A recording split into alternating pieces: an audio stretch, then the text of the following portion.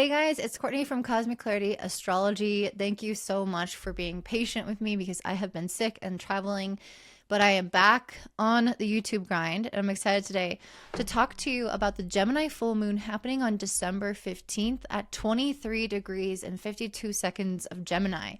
If you have any planets, specifically planets in Gemini or any of the other mutable signs like Sagittarius, Pisces, or Virgo, then you can expect this full moon to hit you the hardest or to feel the most impact by it, I should say. So essentially, this Gemini full moon is all about having some kind of restrained or delayed freedom or success or movement in our life. So it's like we're going to have some kind of, I don't know if the word is breakthrough, but we're going to have some kind of level up, some kind of expansion, again, some kind of freedom or movement or progress, but it's only going to happen once we have to kind of overcome something, or when we have to face something, or when there's a delay that kind of sets us back or pauses us. It's going to happen after that.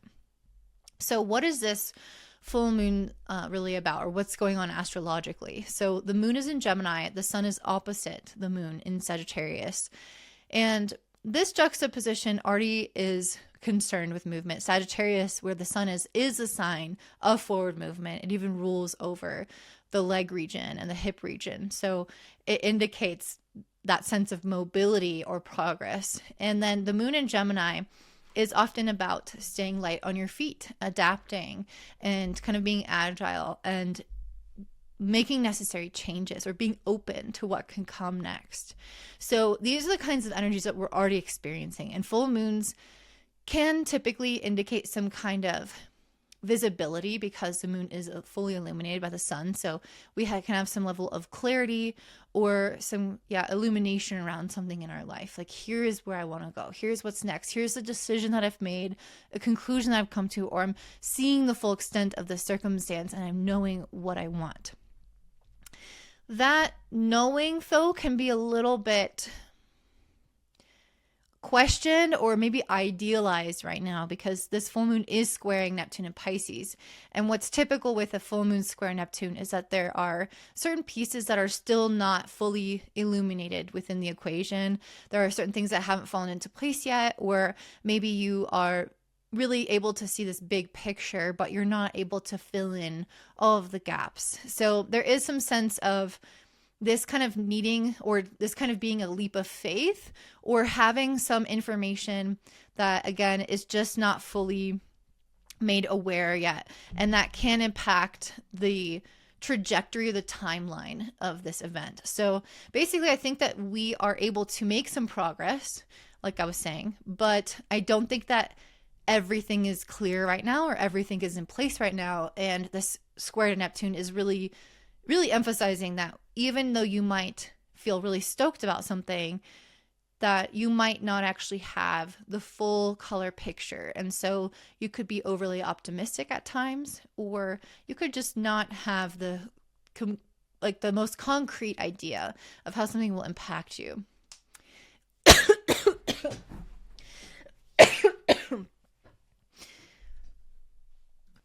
Okay, sorry. I am filming this during Mercury retrograde, and I'm double Mercury ruled, so Virgo rising, Gemini sun. Hopefully this isn't this comes across okay. So what I love about a full moon in Gemini is that there isn't just an illumination and clarity that comes. It's also the kind of logic that can come with it. So we can find that we understand like what exactly we want and what would make it a success. So if you have a problem, for example, or if you can, while not all the pieces are in place, if you can see some of the pieces and you have to focus on how to maybe overcome certain obstacles along the way, this Gemini full moon can indicate that you're able to find those solutions, because Gemini is an air sign. It's a smart sign in the sense that it is, again, like I mentioned, quite adaptable, and it can pick up on information and run with something and explore different options in ways that helps them find the solutions for things. And so I think that we're going to have, again, some level of clarity around what we can do to be successful. And if there's an obstacle that you're like, oh, I don't know, you might find that you have some more wiggle room at this time. So what I think this is actually harkening back to is the Gemini new moon, which happened 6 months ago, right around my birthday, actually June 6th. So we're having this kind of full circle moment from the new moon to the full moon in the same sign. And I think that there may have been certain things during that Gemini new moon that were really positive, because we did have that moon conjunct Jupiter, and I believe Venus as well, which brings a lot of luck and new opportunities. But that moon was also squaring Saturn. So there was some kind of like feeling of being limited or blocked that was happening at that time. And I do think there is some through line for that at this full moon as well. I think that we still carry some of that energy because Jupiter is still squaring Saturn at the time of this full moon. And I'll get to that in a little bit. But that carries that same type of energy of like, there's something new on the horizon. I feel like I'm meant to grow in some way. And that might mean leaving something behind or taking some kind of risk, taking some kind of chance with something. But there is still some level of feeling either delayed or uncertain or restricted, or there's some kind of setback. There's some type of postponement that I think is the same between both the new and full moon. However, I do feel like there is some through line in the sense that what you were thinking about 6 months ago, if that's the same topic now, you might notice that it comes full circle in some way, or you have some kind of vision or clarity around the obstacles that you saw then. So it's almost like you're upgrading your obstacles, you're looking at new obstacles. So let's say 6 months ago, you were in the middle of trying to pass some tests for a class. So you might notice that you struggle with some self-doubt or some whatever difficulty you have with that. And then 6 months later with this full moon, you might notice that you are graduating. So you've already passed that test. You're already finished. Now you're graduated. But now you have those next steps of fear around, well, what am I going to do next? So there's some kind of progression of our hurdles that I feel like is here, and some type of similarity of topic that was occurring 6 months ago on June 6th. So I'd really be curious if you want to comment down below what was happening for you 6 months ago. And if you're noticing any themes or for full circle moments or clarity come to light right now around that topic. So what I also love about this moon, one of the things that I think we could ultimately be feeling right now, but also, I don't know, this is a little bit complicated. I think we're feeling many different things that could somewhat contradict each other. One of the things that I think we could be getting as a result of this full moon is this kind of like fortification. Is that a word? Fortifying. I think that's the word, of our mental strength. So this is almost like conviction, or knowing what you want, knowing where you're going, having all of yourself on board, believing in yourself, believing in this opportunity. I don't think that is necessarily 100% there. I think that is something that we're gaining as a result of the journey that we're going on with this full moon. And I think that some of us could be feeling that self-belief right now and that excitement. However, I do think that there is some self-doubt as well. So it's a little bit more complicated than just one thing. But I think, again, the journey is going to get us to that conviction and self-belief that will ultimately make us unstoppable. And there could be some, again, pauses or delays that have you work through certain things that help you grow in your self-belief. So just know if you're encountering certain hurdles or certain postponements, it could be because of the inner work where you're trying to kind of catch up with you really trusting in this process or trusting in this next step in your life. Overall, the objective of this full moon is to ultimately put you in a position to take a risk, to take a chance, to be fearless, to be free-spirited, to jump into something excitedly. So that is the ultimate purpose of this full moon, but that might not come right now. Especially, I think it won't really come until kind of like the new year time, but I do think that we are sowing some very important seeds, or we are having some important illuminations or clarity around how we're going to make that happen for us in the near future. So trust this timeline. If you are sensing that you want a big change, or you want to take some kind of opportunity or some kind of leap of faith, or say no to something in your life to embrace something unknown, I think that that's really encouraged, but this might not be the exact right moment. But there are going to be some key pieces that can come into play, or again, some really clear ideas around what you're looking for in order for you to slowly kind of make that happen for yourself over these next few months, but especially over this next month. The reason I say that is because Jupiter is squaring Saturn at this time. Jupiter is in Gemini, squaring Saturn in Pisces. And this is super important because this is this kind of stop and go energy. Jupiter is in the same sign as this moon. So there is, again, this kind of this resonance here between these planets. They're not quite conjunct, it's a little bit wide, but basically what it's saying is that there's a desire to move forward, to make that progress, but then with the square to Saturn, there's equally this level of, that delay, frustration, blockage. There are practical limitations that you have to abide by. There's only so much money. There's only so much time. There's only so much knowledge that you have.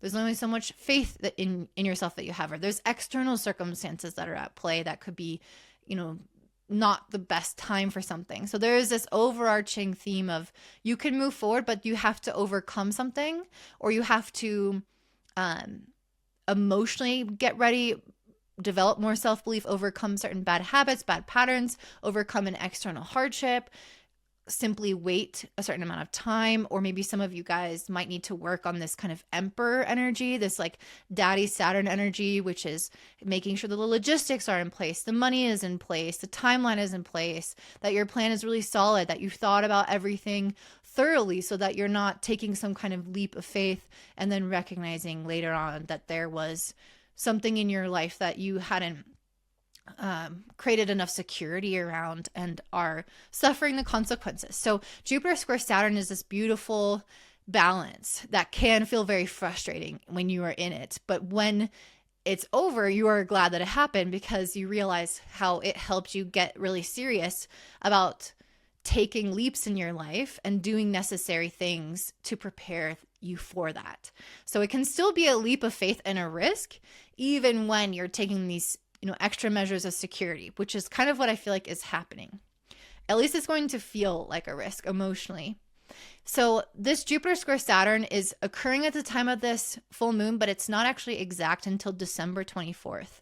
So this is when I feel like things are going to kind of start. Really it's around Christmas time. So I think that all of us, the holidays are coming up and we're kind of having a lot on our plate. So there could be this energy here of just, let's do it, but let's just not do it right this second. And I think ultimately when Jupiter and Saturn are no longer in a square is when this is going to feel most attainable for us. Okay. So yeah, it's around Christmas time. I think it's on the 24th, but it might be on the 29th that Jupiter square Saturn. So there is this energy of postponing, feeling maybe a little stuck, maybe a little delayed, but ultimately we're going to move forward in the new year specifically. So at this time of the full moon, the sun is also in this quincunx to Uranus, and it's a pretty tight quincunx within less than a degree. So the sun and Uranus combined can create a little bit of this energy of friction. When it's in a quincunx, there is a sense of the aspect or the tension between these planets in your own psyche going a little bit unnoticed, or creating some kind of physical manifestation as a result. So some of us could feel a desire to be impulsive, but then also a desire for stability. Some of us might want to focus on progress versus consistency. And there could be this kind of push and pull between these elements of our life. And it could make us feel a little bit more stressed out, or a little bit more restless, or whatever this causes us to feel. But there is a sense of kind of being held back a little bit. And I think that again might manifest more on potentially an anxiety level, especially because this is a full moon in Gemini, which is, of course, an air sign, which is all about the mental. So if you feel anxious, don't worry.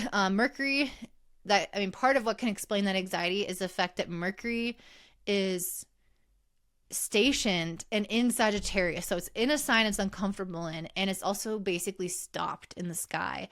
So this is kind of like the most precise manifestation of, delay and pausing as you could think of, right? There's a sense of hesitation of this planet. It's literally stuck. It's pondering. It's thinking about its next steps. So when a planet is stationary, it's either coming out or into a retrograde cycle. And so Mercury has been retrograde up to this point, and now it's stationing to move direct, but it's going so slow that it's kind of like the road runner in place. It's kind of revving up its engines, but it's not moving forward. And so that can create a little bit of this overstimulation energy as well, where you can overthink things and really want to have a grasp on something, or really want to plan something, but maybe you don't have all of the pieces, or you get worried once you start thinking about everything playing out. So there could be a little bit of that going on. And Mercury is making this trine to Mars, which is also in retrograde in the sign of Leo. So the ruler of this moon, Mercury, is stationed, basically not moving, and it's trining a planet Mars, a planet of action, which is retrograde. So both of these planets are not moving forward. They're not making new decisions on something. They're thinking about things that they've already been thinking about. This is why I think it's linked with something 6 months ago, or some ongoing theme in our life. This culmination of this full moon period, it's not totally new stuff out of the blue. Like, this is something that we kind of know about already, and we're not necessarily fully ready to act on something, but the energy is brewing here, and it is very much an internal process, I think, ultimately. With Venus, we are looking at Venus in Aquarius at 9 degrees, and it's making this opposition to Mars, retrograde in Leo. So Mars is really how we make our decisions and the actions that we're taking to follow things through or follow up on things. And Venus is kind of how we orient ourselves. So it's like, what do I want to value and prioritize when I'm making certain decisions? So to have these planets in conflict in opposite signs, it can create a little bit of this push and pull as well, that can ultimately feel like we are experiencing some either external or internal tension around our sense of direction. And so I feel like these planets in opposition are kind of like this, again, more of the same energy of like, I don't have the go ahead necessarily. Venus in Aquarius is thinking about the future vision, the big picture, like, where am I headed? What's the impact I want to have? I'm valuing this. I'm excited about this. This is important to me. But then Mars is retrograding Leo, and it's like, well, are you sure you can do this? Like, is this really what you want? There could be some questioning that happens, inside of you or around your own kind of confidence around this, because Leo is all about feeling into what is right for you as an individual. And so, Mars moving retrograde, it could have you reassess the action that you've taken around something in the past, or the action that you plan on taking. There could be this kind of going back to the drawing board of like, what would this look like? How would I do that? Does that really resonate with me still? And there can be this feeling of like, okay, I'm going to stay here and gather strength. I'm going to gather confidence. I'm going to gather willpower and momentum. And I think this is going to be a lot more effective when Mars is moving direct, which let me double check when that is, which is happening February 23rd. So I really feel like a lot of the stuff that's happening with this full moon, it's going to manifest a little bit later, or it's going to really get into its full swing, potentially in the new year, like around January, and maybe even after Mars goes direct in February. So keep that in mind, that if you're kind of wanting a timeline for things, it might be best, towards the end of February, if not even March. But if there is a rush on it, that's not to say you can't make decisions on it now. So Venus is also making a trine to Jupiter. So there is this weird feeling, I feel like, of being kind of tired and maybe a little bit stuck and needing to gather one's strength and courage and self-conviction and belief with Venus opposite Mars. But then with Venus trining Jupiter, there's also this feeling of being, you know, optimistic and feeling like motivated and feeling like, you know, I can do anything. So there's this interesting contrast here that I feel like is ultimately going on, which I kind of alluded to or talked about earlier. The last thing I want to talk about is Mars retrograde is also going to be opposite. Mars retrograde in Leo is going to be opposite Pluto. So this is one of those things where it's like other people, it doesn't have to always be other people, but could be a situation, another person or a situation in regards to this change or in regards to this evolution might challenge you at this time. So Mars opposite Pluto is kind of classic for power struggles. And so it doesn't have to necessarily represent that, though. It represents something that when you are rising to the occasion, when you are trying to empower yourself, to take up space, to take a chance, to shine your light, to take a leap of faith, to follow your passion, your desires, sometimes the universe will bring up things that match your energy and that continue you along that path. But the more shiny and vibrant you are, the more empowered you are, you will also encounter the things that try to challenge that in you or try to bring that down. So it could be some level of anxiety, uncertainty in yourself. It could come from an external circumstance where other people are telling you they're getting in your head around this thing, or they don't believe in you, or they're jealous of you, or they try to manipulate you, or maybe you feel anxious around letting somebody else down if this involves other people, or the consequences of how this affects kind of the group. So there is a sense of like, I am going to rise up. I'm going to follow this thing. I'm going to take this chance. I'm going to move forward. I'm going to progress with this thing that I'm excited about. But in doing so, I will have to ultimately face maybe somebody else's disappointment, or I will have to ultimately face my own fears or inadequacies, or I will have to overcome this thing that feels like is a limitation of some sort. So there's a sense of being challenged, but also being empowered and attracting. You're kind of intensifying your passion and energy, and you start to attract things energetically to you when you are in that state because you're so kind of vibrant and energetic at that time. So that is what I'm seeing for this Gemini full moon. Hopefully this is all making sense for you. We're going to dive into what this is looking like for all of the signs. If you want a 2025 forecast, I think I still have some available, which I linked down below. I also have other readings if you want to check them out. Please also don't forget to subscribe and like this video. Please help me reach more subscribers. I'm really trying to get out there to people, especially this coming year, and I really appreciate any help and any comments down below as well. And I hope you guys have a beautiful day. Bye.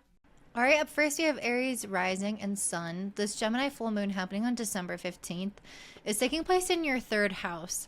And usually the third house is one of movement and busyness and progress. And you might feel a little bit of that right now.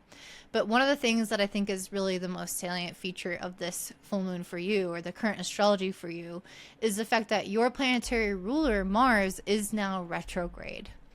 So, and it's also opposing Pluto. So I definitely feel like you guys might feel like you are actually more of in a period of stagnancy than movement.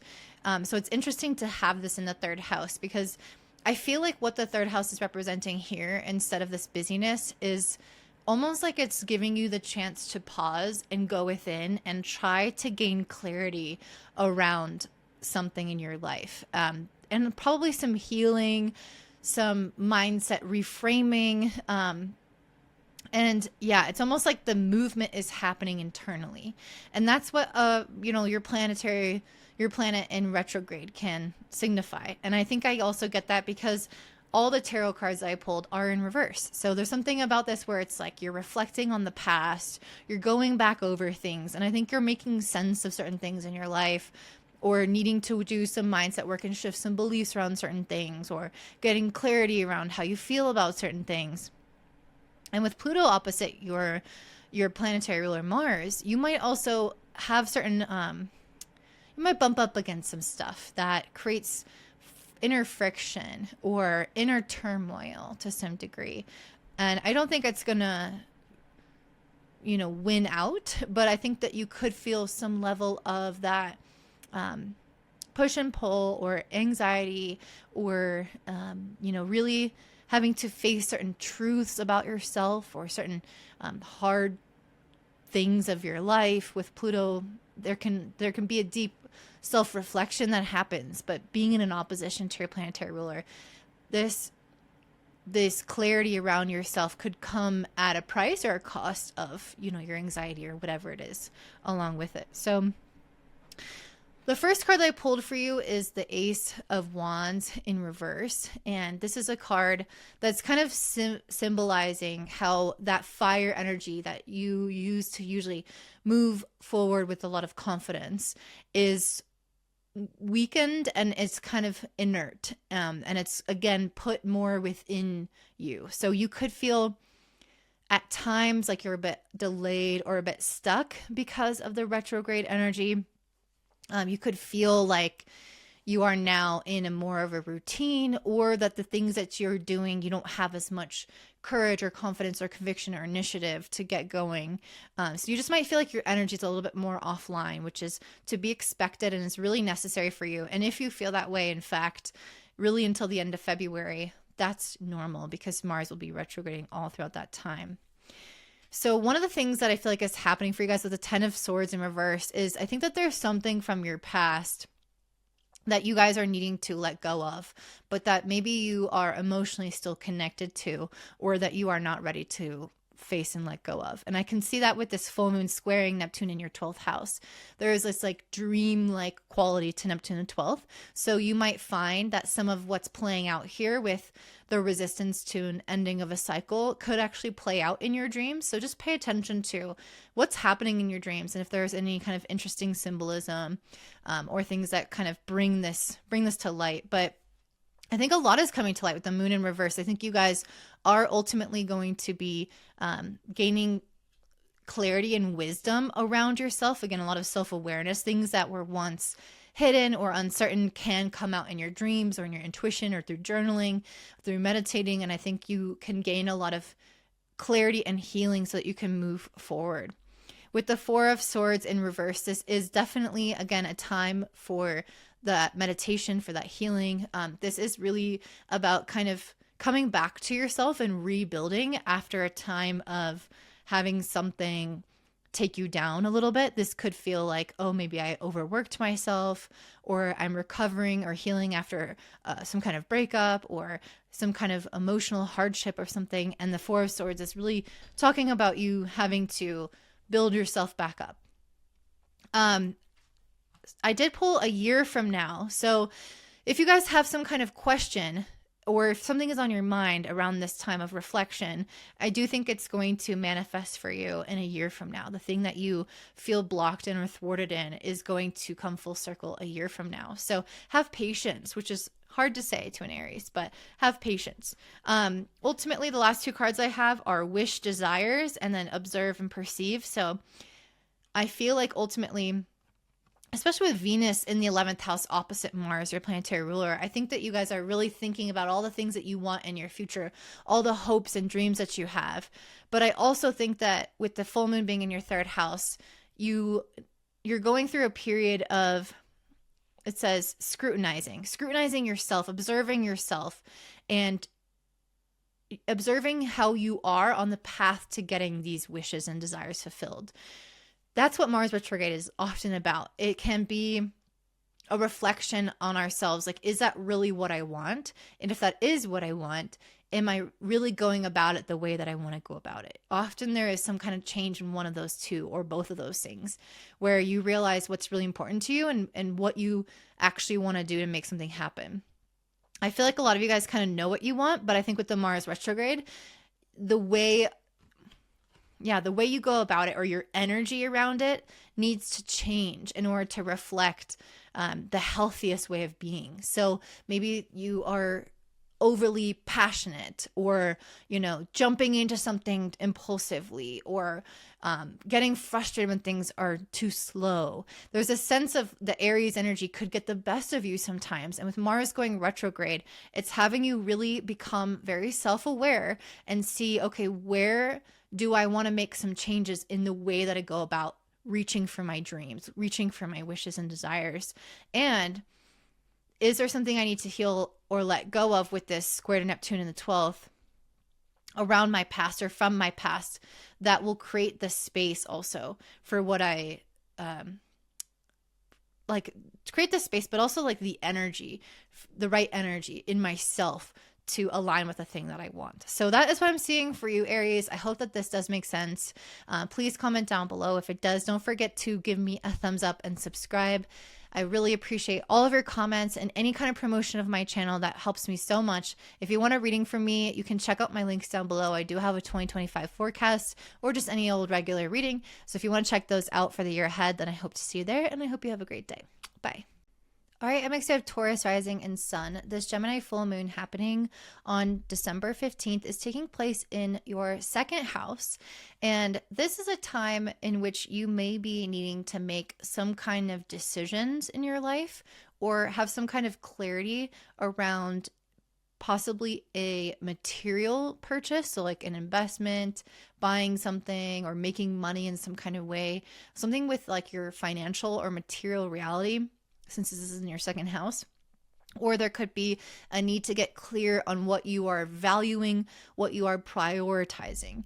I do really get the strong feeling that you need to make some kind of decision.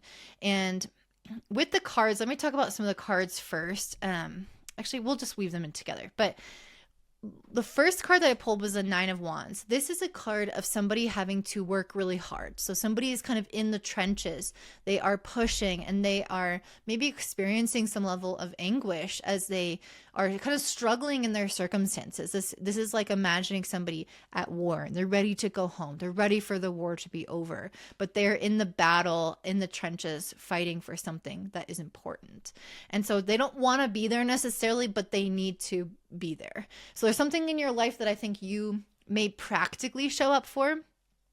This could be in work, for example, especially with your planetary ruler in the 10th house, Venus and Aquarius in your 10th.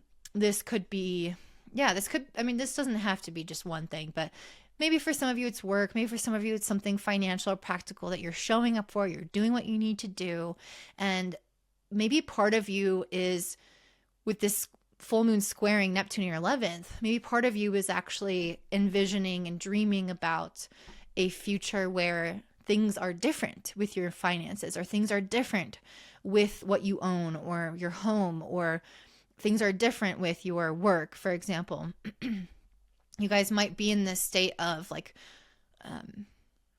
suspension, where you're dreaming about something that isn't here, but will help you get out of this battle zone, for example, because I'm seeing you at war and just dreaming about being in your bed back at home. So there's a sense of like you having to show up for something, do something that you kind of don't want to do, or you're overextending yourself with something, or whatever it is, and it's kind of burning you out, or it's just a lot for you. Maybe it's who you live with, maybe it's something with your family, maybe it's something with your work. We all have something different, but it feels like it's a practical concern that you're having to stay here. And with the Hanged Man, I feel like there's something about the situation where you're ready to get out of it, but it's not quite the time. There is this delayed freedom. That's the message of this overall full moon. And Gemini is a lot around, filling in the missing pieces of information, gaining clarity, creating a plan, knowing what we're going to do next, and that it's the most logical next step. And with the Hanged Man in reverse, there's something here where I think you are actually needing to pause because you are missing information. So let's say you are doing something for a practical reason, staying in a job that you don't want to do, for example. But then you're dreaming about quitting, you're dreaming about going somewhere, doing something different, doing something exciting. The Hangman represents you really needing to not just take some kind of leap of faith, but pause here in this desire and explore a little bit more, because I did get more information right under that. And there's something that I think is going to shift your perspective on the overall situation.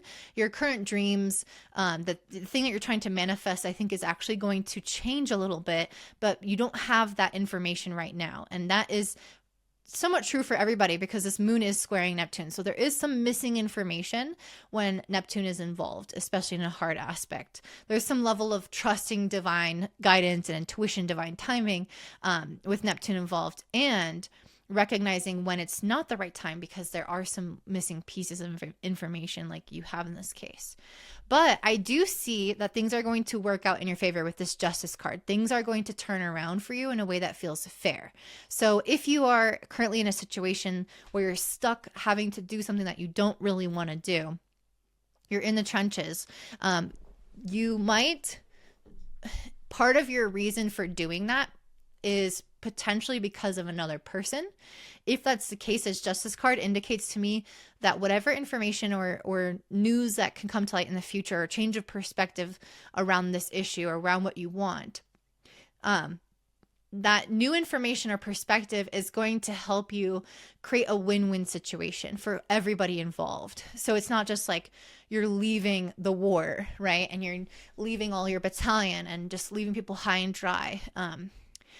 There's a sense of like, no, there's a way out of this, or there's a way towards what you really desire, but in a way that is fair. And you have to figure out what that is.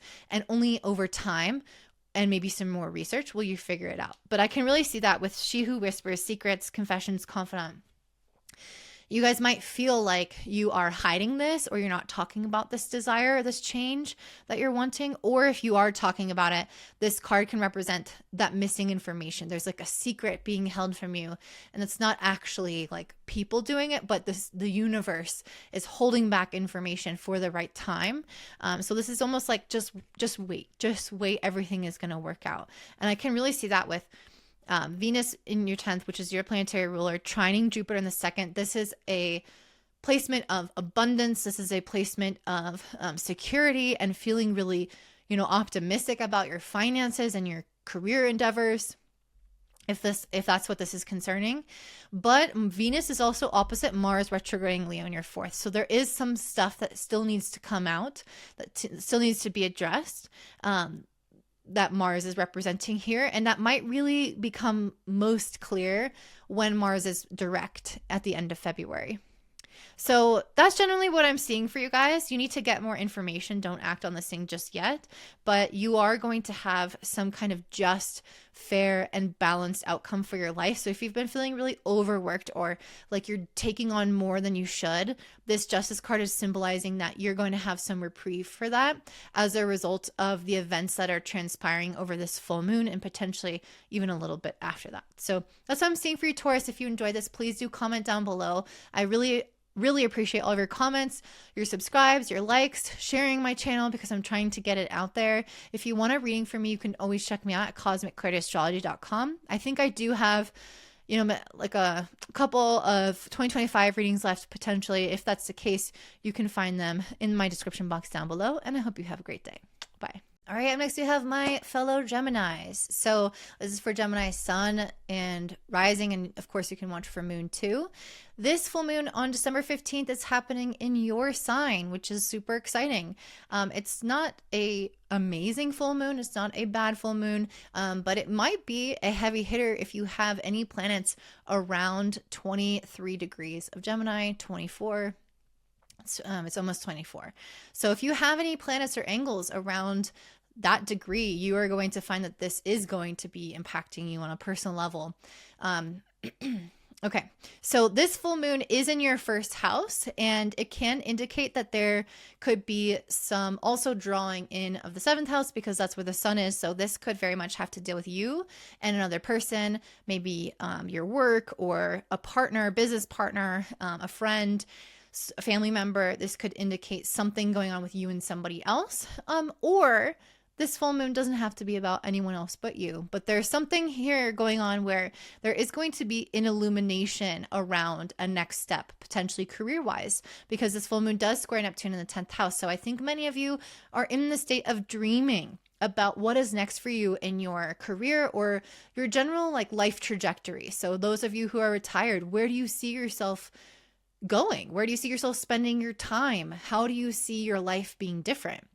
For those of you in school, how do you see things after school? For those of you who are in work, do you want to have kids? Do you want to change your life in that way? It's like, what's your pace of life? Where are you going? What are your goals? How do you want to spend your time? What do you want to be known for? What impact do you want to have? That is Neptune in the 10th, where you are dreaming and fantasizing about that future. And with this full moon in the first, I think you're going to have some kind of news, some opportunity, some kind of clarity, or something that illuminates a potential path for you to follow. And the cards came out so fast. So I'm getting the sense that whatever does happen is going to come in rather quickly, or you're going to want to do it rather suddenly. Whether that's going to work out that way or not, we're going to see. Because, you know, your planetary ruler is stationed right now. Mercury is stationed in Sagittarius, which it's in detriment. So basically it's your planet in charge of you as a Gemini is Mercury. And it's in a sign that it's uncomfortable in. So it's already a little bit less functional. Your normal wits about you are kind of getting quite big picture in Sagittarius and a little bit philosophical, rather than having all of your, again, wits about you where you can kind of look at the logic, look at the facts, look at the plan. You're a little bit too zoomed out for that to be really available for you. And though the full moon is in your sign, so that might counteract that. But the sun and Mercury are in Sagittarius, which is kind of, and this full moon is squaring Neptune. So, and Mercury's retrograde when I'm, saying all this stuff. So that's why I'm struggling with words. But basically, you guys just might find that there's quite a bit left to figure out when it comes to your plan, when it comes to your ideas, and really making them come to life. And with Mercury being stationed, there's a sense of kind of being at a standstill with something. So yes, I want to move forward with this, but maybe it's not the right time. Maybe I don't have the funds. Maybe I need to figure out X, Y, and Z, and I'm kind of stopped here. Mercury is also making a trine to Mars and Leo, which Mars is retrograde. So there is a little bit of this, in some ways, like this forward momentum with Mars, where it's like, yes, I'm passionate about this and I want to see this vision come to life. But Mars is also retrograde. So again, there is some energy of like, either this is something that you've thought about in the past and you're revisiting it, or this is not necessarily the time where all of this is going to come to pass, that it might happen after Mars goes direct at the end of February. So, okay, I'm going to come back to the astrology and talk about some of the cards that I'm seeing. So the first one I want to talk about is if there's something on your mind, especially when it comes to money, money, this is for you. So listen up. So abundance, and within the next few weeks, these are the cards that I pulled when I'm asking spirit, like if they have a question on their mind, what would the answer be? And I got abundance within the next few weeks. So to me, this indicates that some of you could be getting more money in the next few weeks. This could be an indication that everything financially, if that's a pause for you, if that's what's delaying you, that everything financially actually will work out, and it will take a few weeks for this to come to pass. So there is going to be some kind of financial protection here in order to get this dream moving forward, but it could take a few weeks or even a few months for this to really come to fruition. So don't rush the process, because money is a factor, though money is not going to ultimately stop the creation of this or the movement of this. So I got the Ace of Swords, which I'm just now looking at the cards, and I feel like this is speaking directly to what I was saying about there being some kind of news or an opportunity or information or an idea, something coming to light, something appearing before you that you can act upon. So it's coming from a communication or logical place of like, okay, I have this idea, or okay, this person told me about this opportunity. And then we go straight into planning mode with the Two of Wands. Like, okay, what choice am I going to make? Am I going to go this way or that way? Which path am I going to go down? There's only so many options and there's only so many things I can do. Then after that, we have the Seven of Wands in reverse. This is a card of somebody who's kind of like wanting to give up.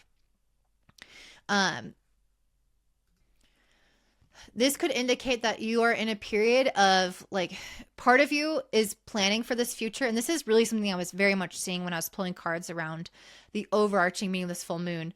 But part of you is really planning. You're like, okay, this is what I'm going to do next. And this is how I'm going to make this goal happen. And I'm super excited. And you're kind of in that phase of both dreaming and trying to kind of piece things together. But then another part of you with the Seven of Wands is like, I'm not sure, can I actually do this? Do I have enough belief in myself? Am I strong enough to go after this thing or to make this thing happen? Can I actually do this? So there's this level of like equal amounts excitement as well as equal amounts uncertainty, or like wanting to kind of not give up, but like part of you is like, is this going to happen? And that's why I started off with those first two cards. I was saying within the next few weeks, you are going to be able to commit to something. So that's the first level of what's going on here. Let me talk about the other astrology and then we'll talk about the other cards.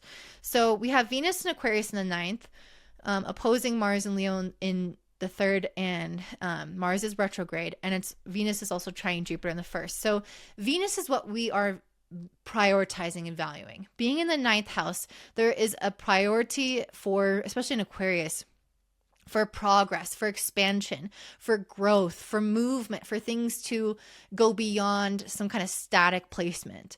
And we are valuing what is next, what feels like it would enhance and progress and expand my life to the next level. That's where our priorities are. But with Mars retrograde in Leo in the third, you guys might be really busy. You might have a lot on your mind. You might be overstimulated. And a lot in your present day reality could be needing to be cleaned up or addressed, especially if there is an ongoing issue in your life, or even if your mindset is not quite there. If you are, like having a lot of issues around self-doubt and self-belief and uncertainty and anxiety around like, how can this play out? And is this too good to be true? And if this would work, what would be the effects of this? There's a lot of that like getting in your own head, because Mars and Leo in particular is a lot about like pride in oneself and really like a very strong belief in one's ability to figure things out and make it happen. But Mars is retrograding here. So, and it's in the third. So there is this element of, I'm starting to question what I used to be proud about, or not used to be proud about, but like I'm seeing the cracks in the foundation of my pride, basically. Like, where do I have certain doubts or insecurities around my potential, or around my gifts, or around myself? And that is that undercurrent here. But Venus is also trining Jupiter in the first, which is saying it doesn't matter that you feel those things. Jupiter is still pushing you in all Geminis to grow right now, to move past it, to overcome those beliefs, to not be bogged down by those uncertainties.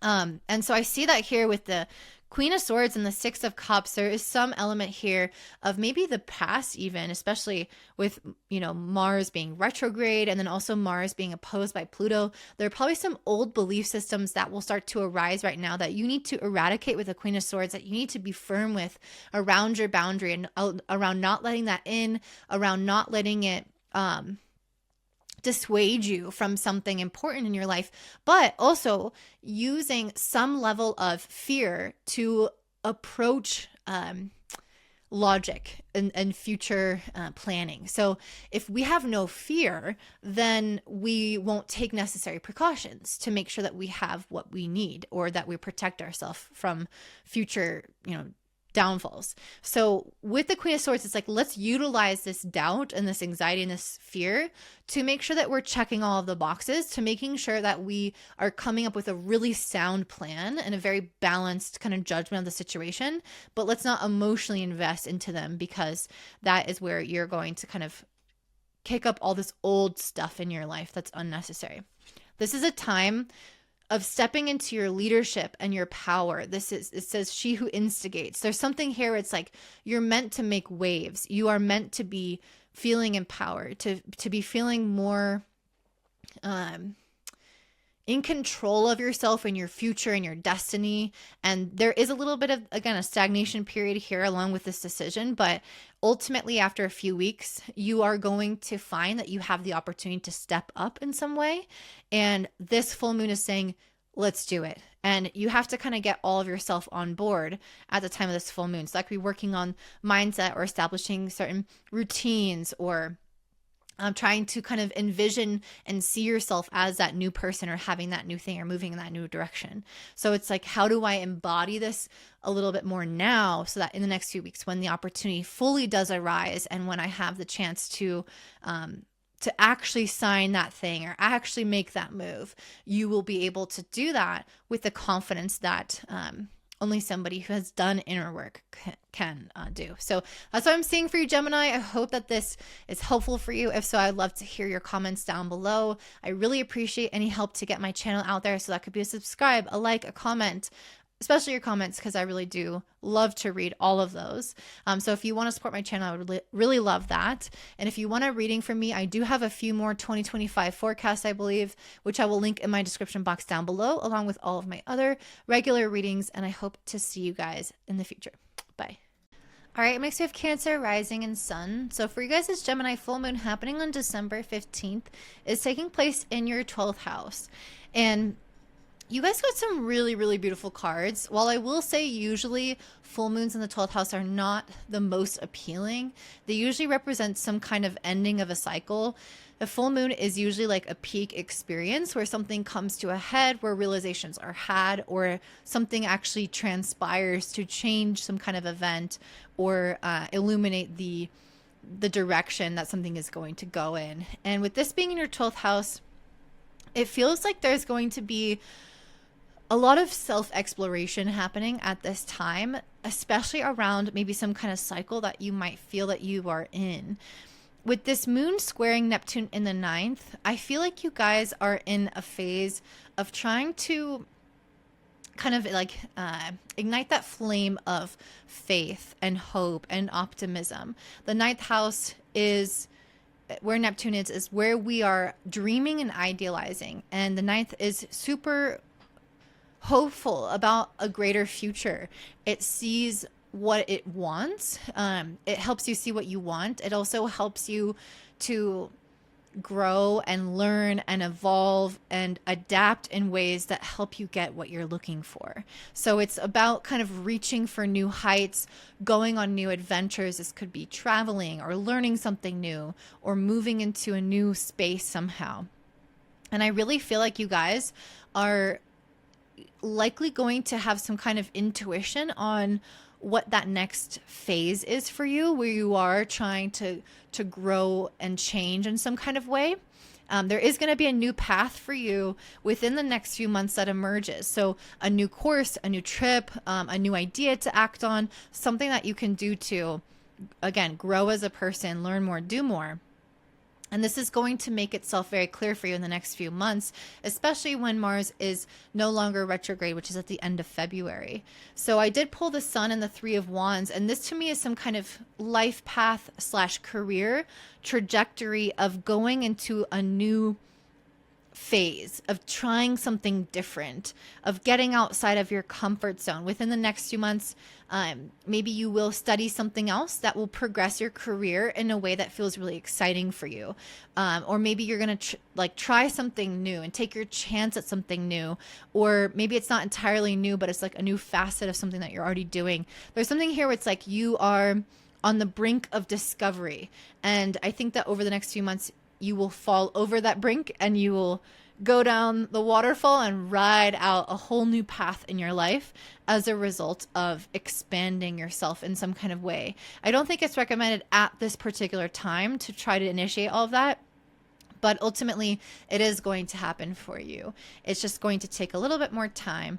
The moon is in the 12th, so it needs a little bit of time to kind of wrap up an old cycle for you to start this new one. But I really, really see that there's a new cycle for you within the next few months. I pulled the She Who Guides, New Path and Renewal, and the She Who Changes. transformation, change. So you guys, again, if you need any more indication, you will be changing and going on to some new path within the next few months. And I absolutely think it's career oriented for some of you guys, or life direction. So life direction could indicate who you spend time with, where you live, what you do on a day-to-day basis, what your plans are for the future. That's what I mean by life direction. But for most of you, it will be kind of the more traditional sense of, this is my career, this is my work, this is how I'm spending my time every day. Okay. Let's see. You guys might have a little bit going on financially. I don't want to get into all the aspects here. But basically you are having Mars retrograde right now in your second house. So one of the themes at this full moon is going to be, you know, what are my values and priorities, but also what do my finances look like?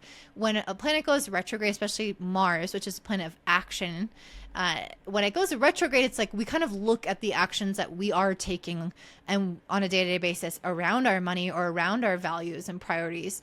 And we start to reflect if that makes sense for us.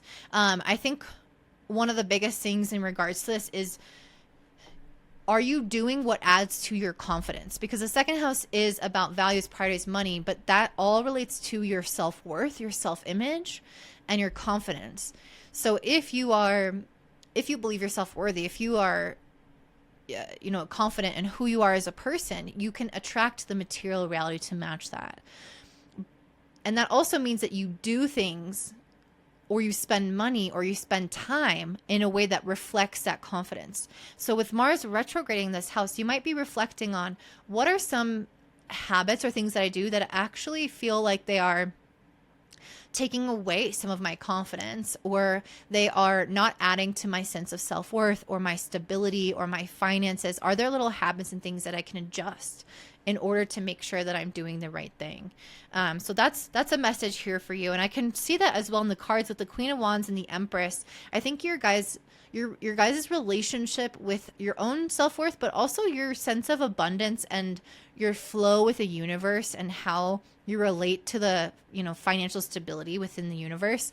That is something that I think this full moon is helping you get out of an old cycle with. I think, again, it will take some time, likely till Mars is direct at the end of February. So really, I think around March, you're going to notice that the seeds that are planted during this time are going to sprout a little bit more in March, and you're going to see that you have maybe a new perspective on abundance and your own confidence and your own worth. So if you have a business, you might start charging clients more in March, for example, or you might be reflecting on better ways to make money, or how to ask your boss for a raise. There's a sense of like, I'm taking ownership over my financial situation and having it reflect what I feel I am good at and worthy of. And that is going to undergo a transformation, especially as Mars also retrogrades into your first house, into Cancer. And I'm not going to get into that, but that's a lot of self-development and self-change. And I have a whole separate video on Mars retrograde, which is active now. So go ahead and watch that for your sign, Cancer, and you can get a fuller picture of how this full moon is going to be for you. And really the next few months is going to be for you. So that's the message I have for you, Cancer. I think you're wrapping up some kind of cycle. It feels like very future oriented, though, with that square to Neptune in the ninth. You're really dreaming about the future, but you kind of still have some old energy that you're having to, I feel like, clear away and rebuild the sense of like flow and confidence with the universe and your ability to attract what you want into your life. And then within the next 2 months, you're going to have some kind of juicy opportunity to do something new, to expand your life, some kind of adventure or some type of learning or growth experience that will start this new career path for you. And I think it's going to take you into a totally new direction, or it's going to bring in something new into your life that you didn't really expect. So I'm excited to see how this is going to unfold for you in the year ahead. And that is all I have for you. So if you enjoy this, please do comment down below, my Cancers. Don't forget to support my channel in any way you can. So that could look like a like, subscribe, or that comment, which I really appreciate. And if you want a reading from me, you can check out my 2025 forecast. I think I still have a couple available, which I will link in my description box down below, or my other readings if you're interested in them. And I hope you have a beautiful day. Bye. All right, I'm actually of Leo rising and sun. This Gemini full moon happening on December 15th is taking place in your 11th house of friendship and future wishes. And I definitely am getting the future wishes thing being a very strong theme here, though I think potentially friendship could come up. If that's the case, this is, I'm gonna talk about both examples, but the full moon in the 11th squares Neptune in the 8th, and this can bring up like a need to,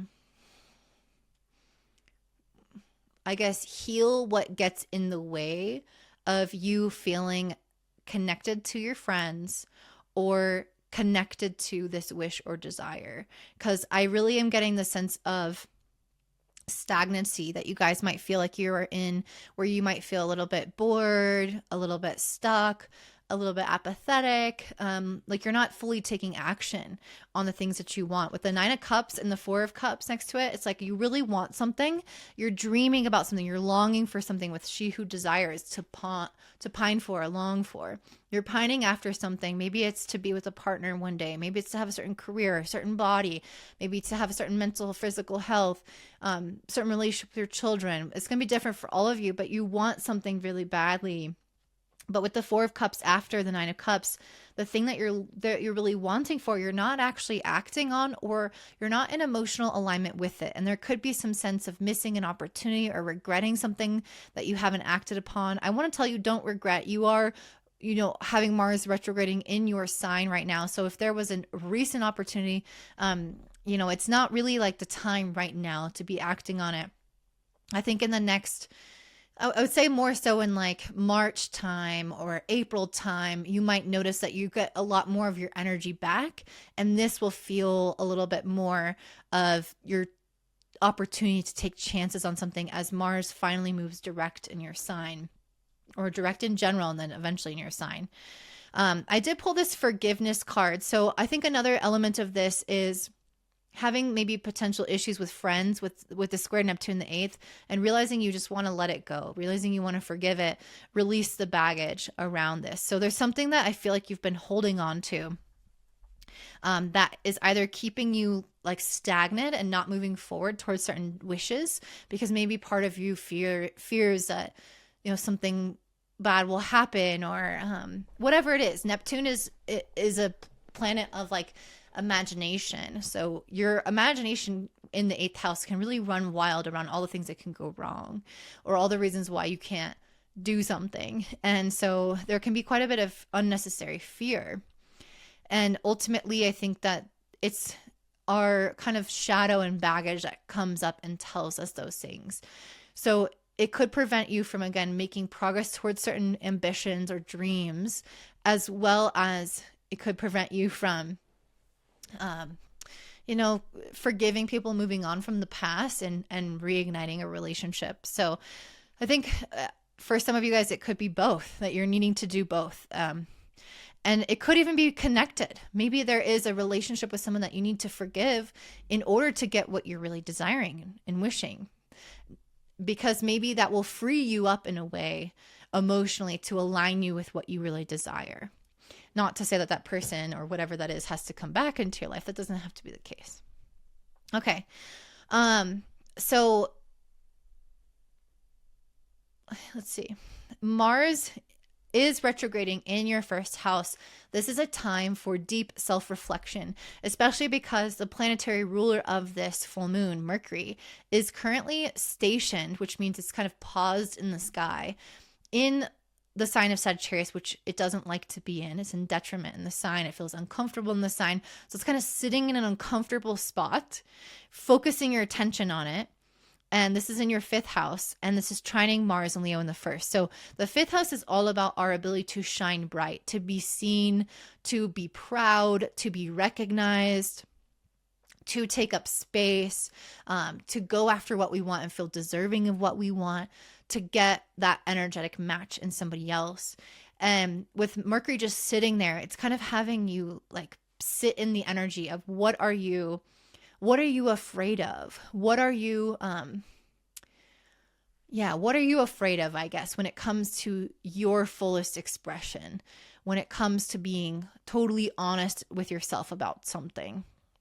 And I see that with the Fool in reverse, you guys have some trepidation around starting some kind of new beginning, or turning over a new leaf, or letting something go, or taking some kind of leap of faith into a new environment. You guys are having some kind of you're holding yourself back. I see that 9 of Cups and 4 of Cups. Like something is available to you. Something is on the other side of your fear, but I really feel like you're sitting on your hands and you're kind of waiting. And I think a lot of it is in the internal work with Mercury in the 5th house, just sitting there. It's having you look at that internal work and see like, a lot of it is confidence related. But also, confidence and esteem relates to us feeling worthy of what we want and feeling like we can have what we want. And I feel like you guys are, again, on some kind of pause. But with the Page of Cups, I think, and then the 7 of Swords in reverse, I think it would serve you to have some kind of emotional release with somebody or with yourself, where there's a sense of like honesty, confession, opening up about something, coming clean about how you feel about something, and like really owning what it is that you want with this Page of Cups, really owning how you're feeling. If you are not feeling happy in some path, this is your time to own that. If you have some kind of relationship with someone that needs forgiveness, that is strained, this could also represent a talk with them where you clear the air and you can be honest with both parties can be honest with each other about what really happened. And when Mars retrogrades in your sign, often there is some past elements that can come back up. And you'll notice that once you do that, once you're honest with yourself and with others about what it is that you want, what it is that's getting in your way, why you're holding yourself back, you'll notice that once you actually just clear the air emotionally and communicatively, that you start to get aligned again with this Chariot. You start to get aligned with your desire and your path. You start to gain some sense of discipline again if you've been feeling a little bit depressed and kind of ignoring certain work or certain things that you could do to progress your life, or some kind of chances that you could take. This Chariot is telling me that you're going to align with that, but you first have to have some kind of like cathartic emotional moment, likely with somebody else, especially because Mars in your 1st house is opposing Venus in your 7th. So there could be some kind of like heart to heart that you need to have with somebody. And I think once you do that, it will help progress your life in a really beautiful way. If this doesn't involve somebody else, it could just be yourself, and your anxiety around something in regards to somebody in your life or how something affects somebody. But I really kind of feel like there is some kind of strain in a relationship here, especially because Mars is also opposite Pluto in your 7th. So that does to me indicate some kind of past with somebody that needs to be forgiven, needs to be let go. And it's only then that you can really have what you want. So let's say somebody betrayed you in a previous relationship or hurt you in some kind of way. You're not going to get that new loving relationship until you make peace with this person and forgive them and have some kind of closure. This could look like you just writing them a letter and burning it, or journaling or meditating, or going for a walk and thinking about this or praying about this. It doesn't have to mean that you interact with them. It doesn't have to mean that you bring them back into your life if this involves somebody else. But I really feel like for a lot of you guys, once you clear the air, even within your own heart, just that alone, once you do that, you will feel aligned with what it is that you desire, and there won't be as much of this stagnant rumination type of energy. So that is what I'm seeing for you, my Leos. If that resonates, I would love to hear from you in the comments down below. If you want to support my channel, please do comment, like, or subscribe. All of that really helps. I'm trying to get my channel out there. And if you want a reading from me, I do still have a few 2025 forecasts, or you can check out my normal readings, which I will link in the description box down below. And I hope you have a great day. Bye. All right, up next we have Virgo rising and sun. So this Gemini full moon happening on December 15th is taking place in your 10th house of career. And this is a time of illumination and clarity. A Gemini full moon is about mental activity. And being in the 10th house, this is very career or life goals, life objectives oriented. So your mind is thinking about, what is next for me? But I also can see you guys in this daydreamy, wondering, fantasizing kind of energy with your relationships, because this full moon also squares Neptune, your 7th house. So there's something going on here where I feel like you guys you're having some kind of clarity around maybe what you want to do with your life. Maybe something that you feel like you're getting, You're having stirrings. You don't have to have full clarity right now, because Mercury is stationed. It's in detriment in Sagittarius. It's also, again, it's moving really, really slowly. So it's not really in this phase of being super like on the nose with this is what I want, this is how I'm getting there. But I feel like you guys are having quite a bit of stirrings and maybe potential revelations around what it is that you desire. And all the details of that, all the plans of that, how it's all going to work out isn't quite here yet. But that doesn't mean that this isn't a substantial full moon. However, you might not totally know how your relationship piece is going to fit into this. Like who, there's quite a lot of questions when we have a square to Neptune. Who's going to be there with me? How is this going to affect X, Y, and Z person? How, am I going to stay at my current job? That is a relationship there with the place that you work. Or am I going to move on to new horizons? There is quite a bit of the unknown, I guess, the unknown around how your desires will affect those around you, or how other people will be involved in that decision, or there's quite a bit of unknowns. Also quite a bit of dreams of this is what I would want things to look like, or this is how I would want to work with somebody else, or have that dream kind of job or contract or relationship or whatever. And that's how they would integrate into my life. So there's a lot of unknowns, but there's also a lot of fantasy as well around what that could be.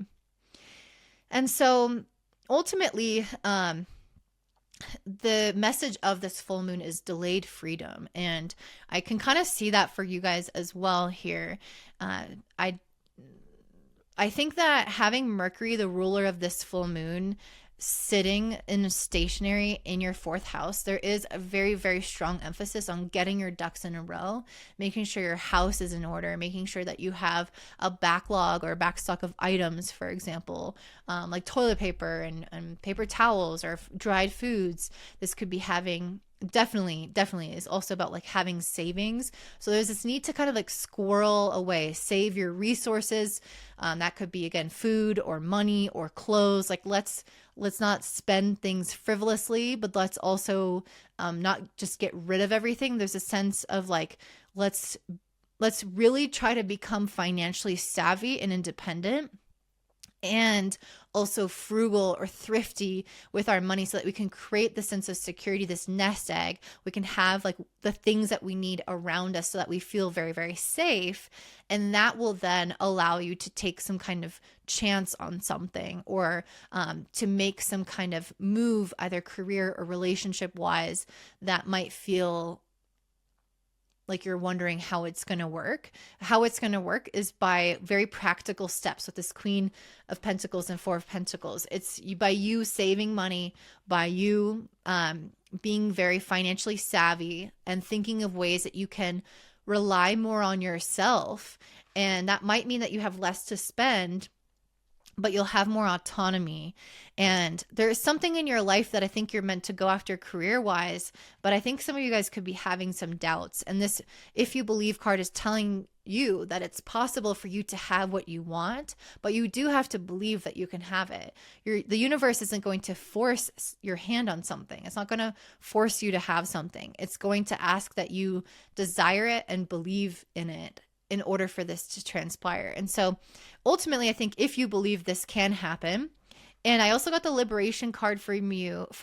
So it says freedom on here, and she who frees. This is definitely the energy I got of this whole full moon, is that you guys are going to eventually have some kind of freedom. But I think you're kind of pulling back a little bit, withdrawing a little bit with that Four of Pentacles, saving or going out less, or preserving your energy, preserving your resources, being wise around how you manage what you have. And again, quite frugal. And I think that from that place, you'll create the security to then eventually in the next few weeks or even next few months, go out and take some kind of leap or create that freedom that you're looking for. We also have Venus. Okay. Yeah, Venus is in your 6th, and it's opposing Mars retrograde Leo in your 12th. So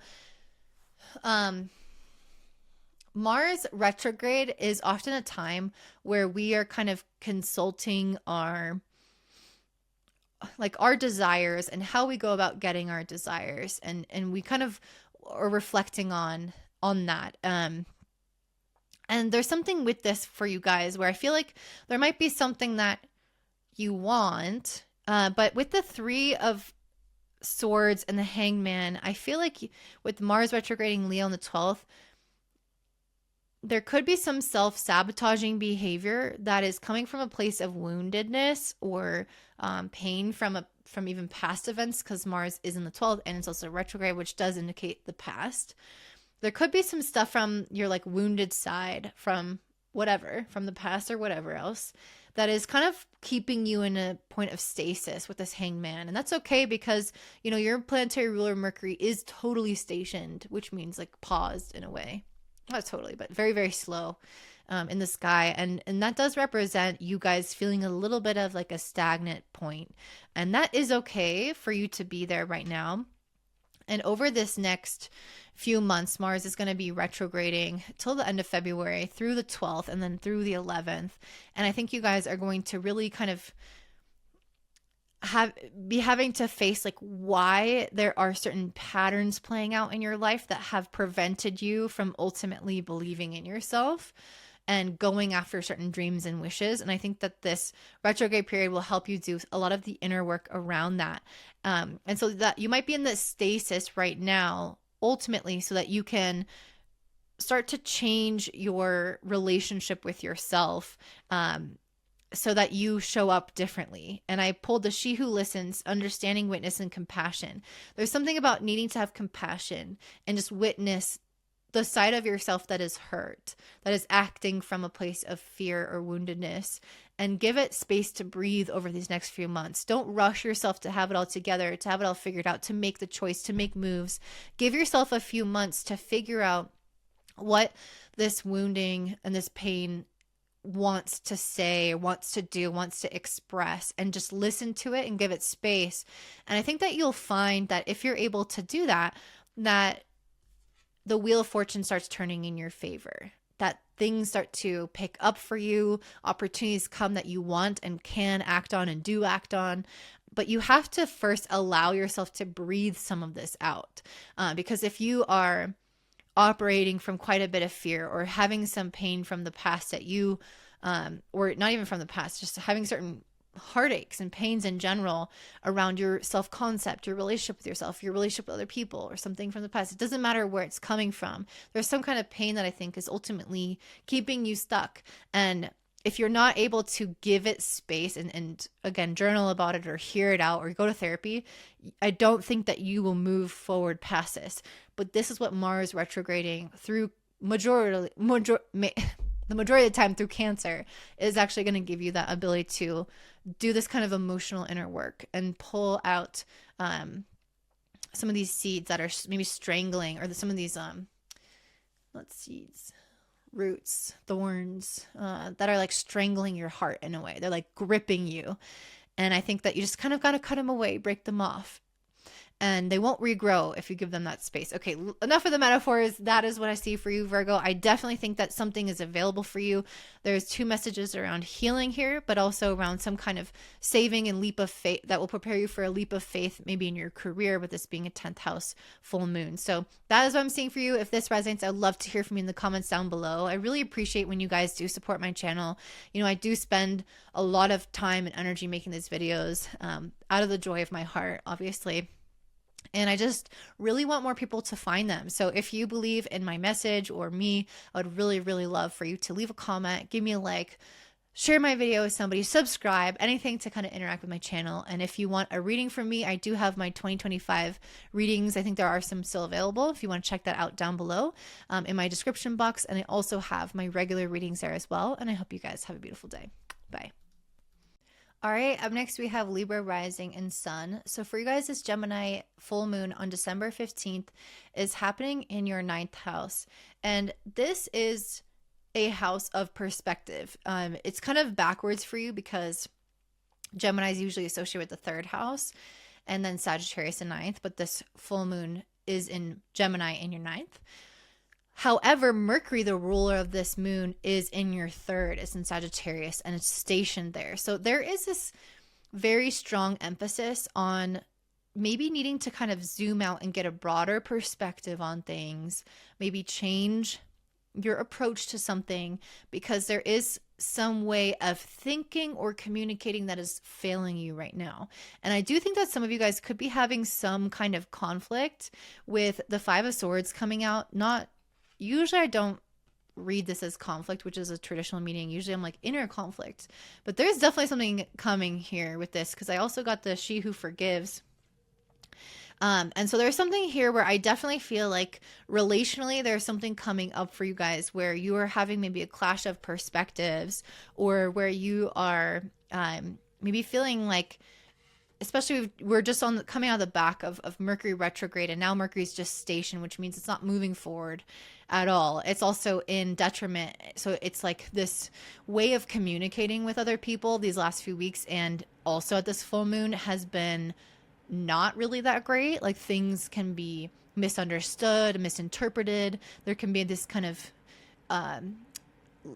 just I guess a lack of sense sometimes. You know, Sagittarius can be a little bit metaphorical and like meandering, and it doesn't always give examples, and it's not super clear and direct. There is a sense of like philosophy being woven into it, and so you guys might feel like there's just like this mishap with somebody in your life, potentially an event, but most likely a person, where you're kind of not on the same page with something or someone, and you're really like feeling that at this time. With the Seven of Swords and then the Love card, which is also the Strength card, I feel like you guys are, it's funny because I had Leo also have this card, and I was talking about having like coming clean around something, just having a heart to heart, turning over a new leaf with someone. And I get the sense that that's what's meant to happen right now with this, the Love or Strength card. I think it's about like having this, putting love first really is the whole thing. Not putting your pride first, but putting love first in the equation. And I think the Strength card is like, this is not an easy thing to do. It's not easy to concede to somebody or hear them out when they said something rude to you, or forgive them when they did something wrong, or forgive yourself if you did something wrong. I don't know who's at fault here, if anyone's at fault or both of you are at fault. It doesn't matter. Really what's going on here is like there's some kind of miscommunication, some kind of mishap, some kind of difficulty in really understanding or getting your ideas across, or understanding the other person. And this is really about saying that this is hard work, but it's important to do it anyway. It's important to forgive, to communicate, to address things anyway so that you can move forward. And I feel like there's two messages here. So that's one of the things going on. But I feel like this whole thing is really about you guys like enhancing your life. This is a full moon in the 9th. So there is something around progress here, movement, improving something in your life. Side note, some of you guys are going to be improving your health. Actually, not a side note, because this forward movement and this progress, I think very much does involve your health, because this full moon squares Neptune in your 6th house. Wherever we have Neptune right now is kind of where we are imagining, envisioning things. And with this being in your 6th, I can see you guys imagining some change in your overall health or your work and your everyday life. So this could look like imagining that you're going to get pregnant, imagining that you're going to cure your Hashimoto's, imagining that you're going to get a new job or have some kind of change in the pace of your life and work a little bit less or work a little bit more. I'll probably work less because it's Neptune, but there's something here. It's like I see you guys in the phase of wanting to improve and enhance your life, and this very much does involve your health or your work on your day-to-day life. So that I think is a big part of this full moon for you. And with the Ace of Pentacles and Two of Wands, I feel like these changes for you are encouraged. You do have Venus right now in Aquarius in your 5th house. So some of you guys, this very much might be related to children, doesn't have to be, or like a dream body, or like a dream vacation, or like a dream to explore something in your free time where you actually have the energy for that creative project or that hobby or interest of yours. And I can see you guys like feeling really passionate about this, but it's opposite Mars retrograde in Leo in the 11th. So there might be something where it's like it's not quite the time for it yet, or there's further planning that needs to be thought of, or like long-term consequences of something that needs to be more thoroughly addressed. And I can see that the Ace of Pentacles and Two of Wands, this is a card about future planning, projecting well into the future around what can happen. And so I do feel like this is available to us in the next few weeks or months, but I think that there's some more planning that you need to take here on some kind of opportunity with the Ace of Pentacles, or some kind of idea that you have that affects your physical reality. So this is a time of planning. What can I do to plan to improve my health, or improve my work routines, or improve my work, or overall the things that you're dreaming about? Like, what are the long-term plans and the sacrifices I might need to make in order to get to those things? I kind of do want to pull like one more advice card. So what's just one more advice card? Okay, we have She Who Aches, Sadness, Solitude, Silent Withdrawal. So some of you guys might go through a period where you are, especially if you are involving some kind of relationship strife, there could be something that just in your life feels like it is unjust or imbalanced, or it's not flowing in the way that you're wanting, and you're feeling a little bit frustrated by the mechanics of it, or the communication in your relationship, like I mentioned in the beginning. And this is saying to just like allow yourself to feel, go within your hermit shell, process those feelings. This could look like meditating. This could look like getting a massage or taking a walk out in the woods.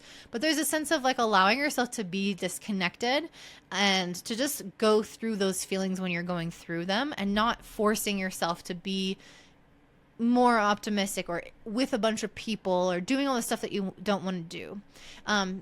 Allow your process, basically. Observe and allow your natural process with things. So that's what I have for you, Libra. If you enjoyed this, or if this makes sense for you, I would love to hear from you in the comments down below. I really am trying to get my channel out there. So if you can support this channel by commenting, or even by subscribing and liking or sharing with your friends, I would really, really appreciate that. If you want a 2025 forecast from me, personalized about your year ahead, or any other regular reading, you can check that out in my description box down below. And I hope you have a beautiful day. Bye. All right, next we have Scorpio rising and sun. This Gemini full moon happening on December 15th is taking place in your 8th house. And I'm having two kind of distinct messages for you guys. I feel like the first one is speaking to, the first set of cards I have is speaking to the fact that this is a full moon in the 8th house. The 8th house always reveals some type of insecurity, fear, self-doubt, crisis, some kind of weakness in the foundation of ourselves, our psyche, or the situation that we're in. It shows what is lacking, what's missing, what's going wrong, or what we perceive as wrong.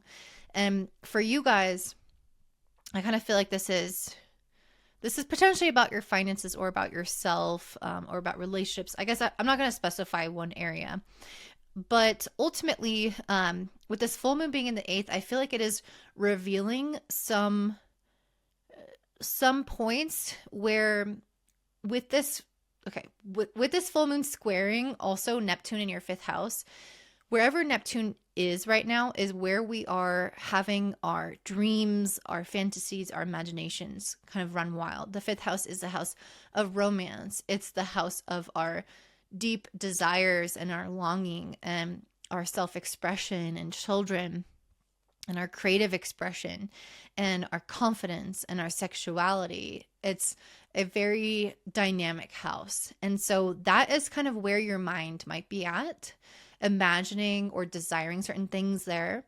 But with the full moon in the 8th, you might also have certain fears or insecurities or lack mindset or scarcity mindset that is kind of preventing you from fully embracing the juiciness and the goodness of this fantasy or imagination.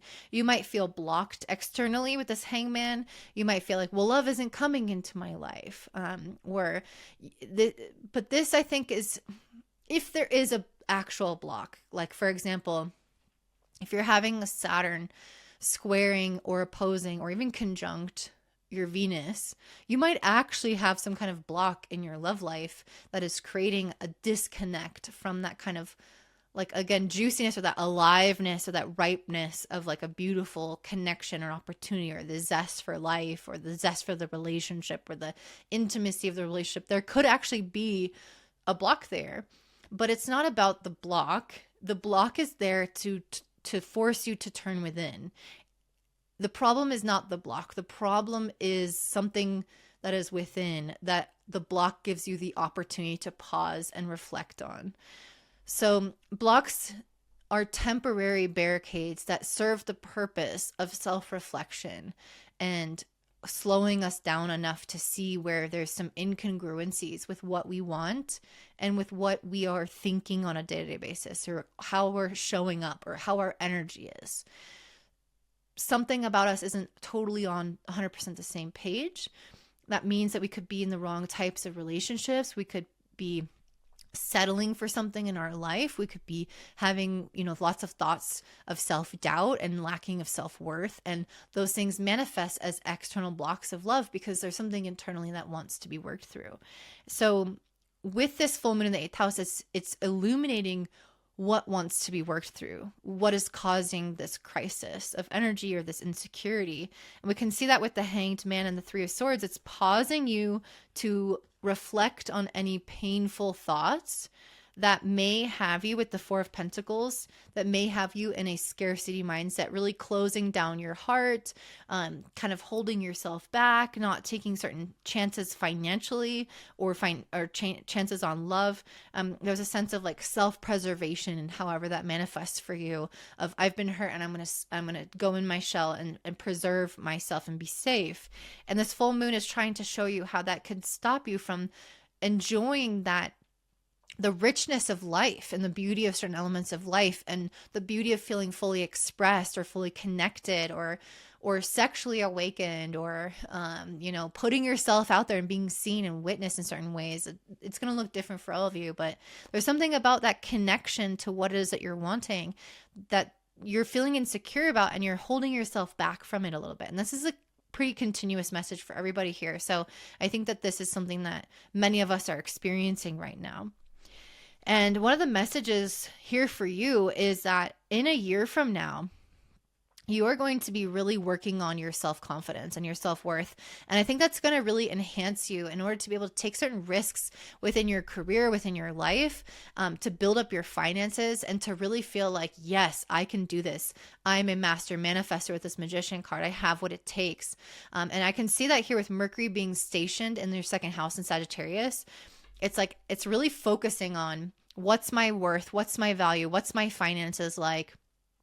And some of you guys could be a little bit worried because Mercury's, again, stationed, so it's just sitting there, and it's also in a sign it's uncomfortable in. So you guys might be sitting in uncomfortable thoughts or what you think are truths around this area of your life, and you could perceive them as true, or they could actually be true.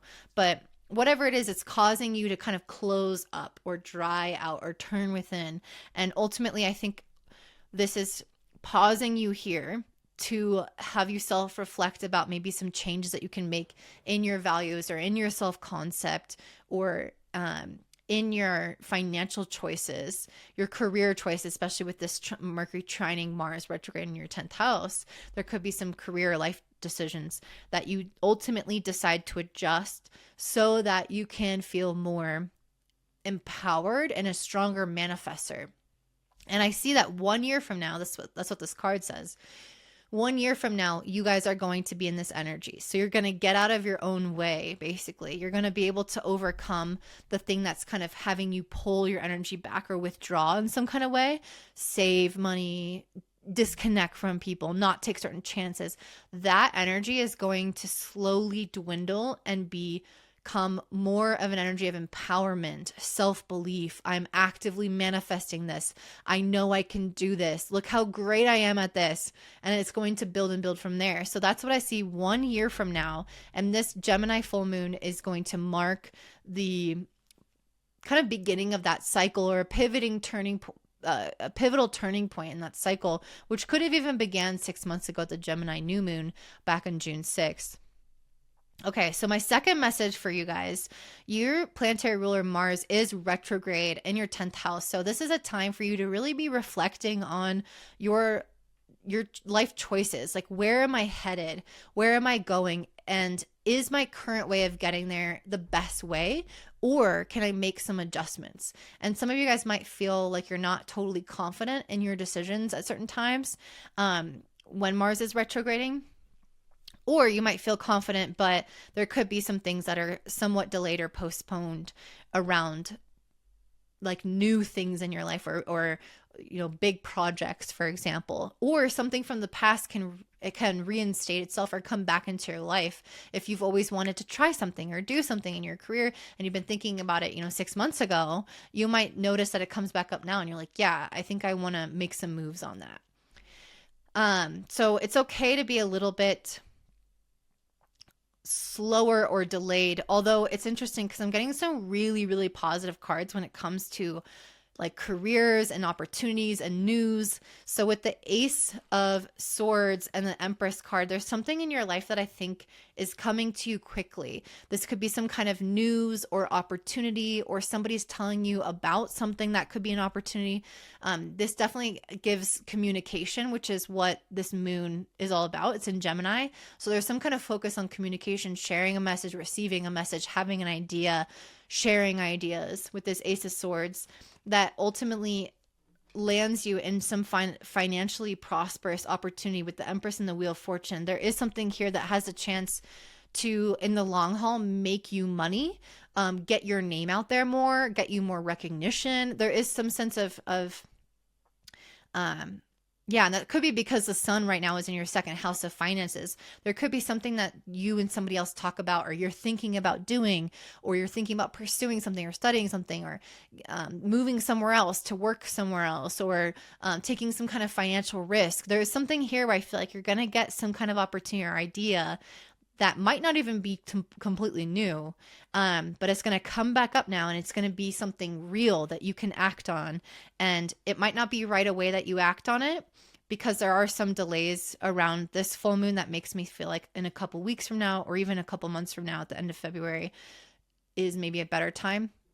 But I definitely see that whatever this is something that is going to further your ambition and further your confidence. So whatever this is, I would say that this is a time to say yes to it. Although we do have that year from now card. So let me just ask Spirit, is this something that they should say yes to? So we have within the next few weeks. Exactly. I think that you should say yes to it, but I think it's not going to really unfold totally until the next few weeks. And it's probably best to wait until after this full moon has manifested, when Mercury's no longer in the shadow period, which means that Mercury is a planet of communication, decisions, contracts, and we want it to be moving direct when we make really important decisions. So right now, at the time of the full moon on the 15th, it's stationed, which means it's in this shadow phase where it's still slowed down, and it's moving direct, but it's like resting after the retrograde period, and it's not built up its normal speed. And so I think you guys should wait a few weeks before acting on this, but it feels like a big yes, very, very abundant, exciting opportunity for you here. And also a time for you to really work on your confidence. And I can see you guys, like, again, holding things close to your chest or withdrawing. And I think that maybe taking this chance on this opportunity could lead to you slowly manifesting more and realizing how abundant you can be. And 1 year from now, I think you're really going to get the sense of this opportunity coming full circle, and you feeling super confident about the decisions that you've made and seeing that progress. So that's what I'm seeing for you, Scorpio.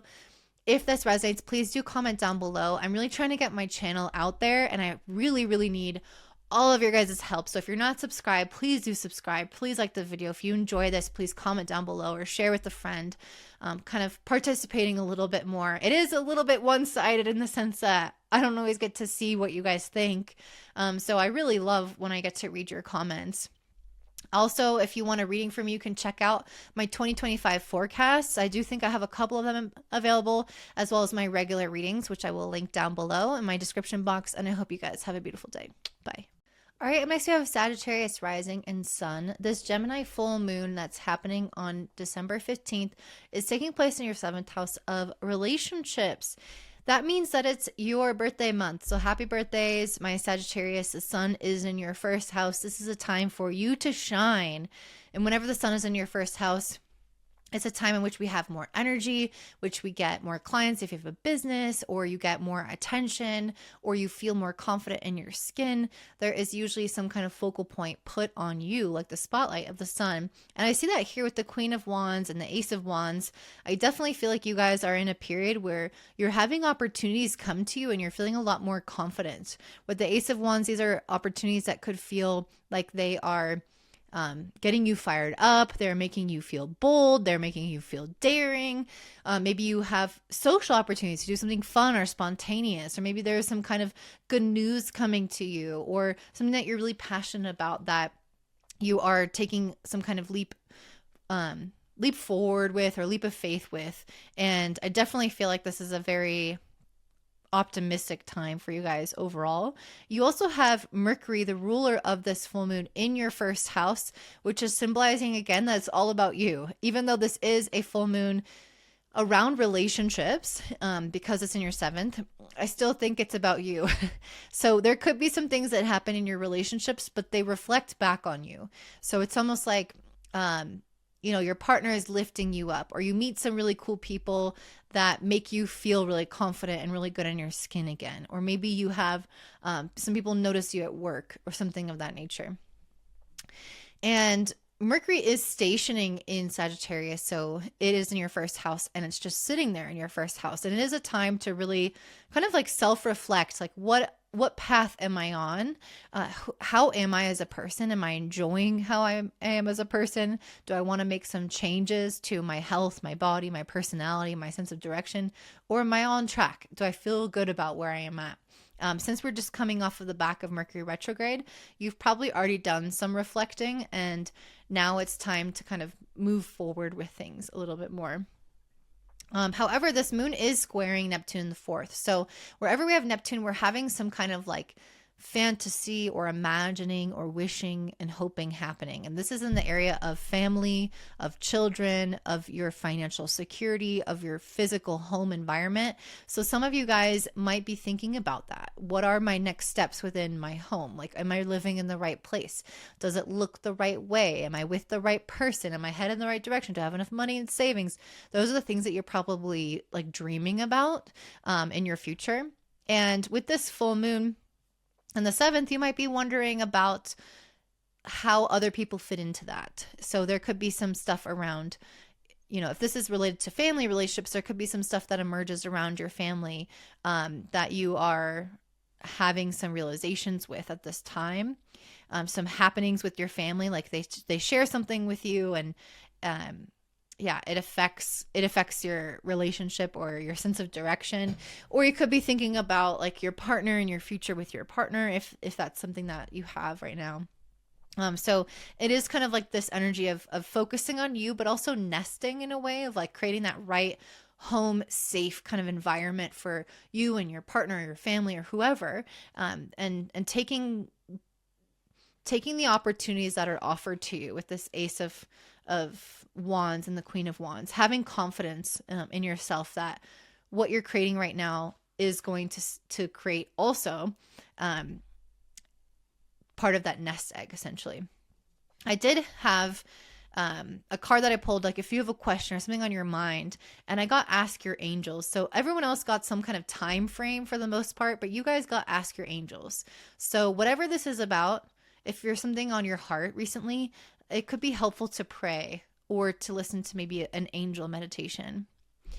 So you guys also have Venus in your third house in Aquarius opposing Mars in retrograde in Leo in your ninth. So really, I feel like the cards are coming out so clear for you guys that this is a very, very positive time. But you may have to be doing some reflecting, because with Mars retrograding in Leo in your ninth, there could be some kind of beliefs that you currently have that you need to maybe adjust a little bit. Mars retrograde in the ninth could also indicate you guys assessing the way that you grow or the way that you take certain risks or chances, and coming at it from a really balanced perspective. So for example, if before you would have just leapt into something, and not thought about it, this is kind of telling you maybe we should slow down and evaluate how we grow and how we take on new adventures. So Mars retrograding here is really about getting clear on the way that you go about growing in your life. So for example, you could slow that down, or you could be realizing that you want to take certain things away from your life in order to give yourself more capacity for something new. But there is a sense of like, okay, we're going to be heading in a new direction very soon, if not already. And we just want to make sure we're doing it from a very logical and balanced place. And with this full moon being in your 7th house, your partner can also provide that logic. They can also provide maybe some of the missing pieces for you when it comes to some steps that you might not see, or some of your natural weaknesses or blind spots. Your partner can really help you see that. And I pulled the Queen of Swords and Chariot, and I feel like this is really iterating that. Is just there's a need to get into your logical mind in order to be able to align with your destiny, really, with the Chariot, align your willpower. And we also have the dare, do, and reach. So there is some kind of risk that I feel like you're taking, some kind of opportunity that you're acting on, but you're doing it from a logical perspective here. So it just seems very, very positive for you, Sagittarius. Everybody else has a little bit of like a delay, and that might be somewhat relevant for you, but I really am getting the sense that it's your season and you are basking in that energy and that the warmth of the sun, the vitality, the improved confidence and self-awareness and opportunities and spotlight. All those things are kind of coming to you now.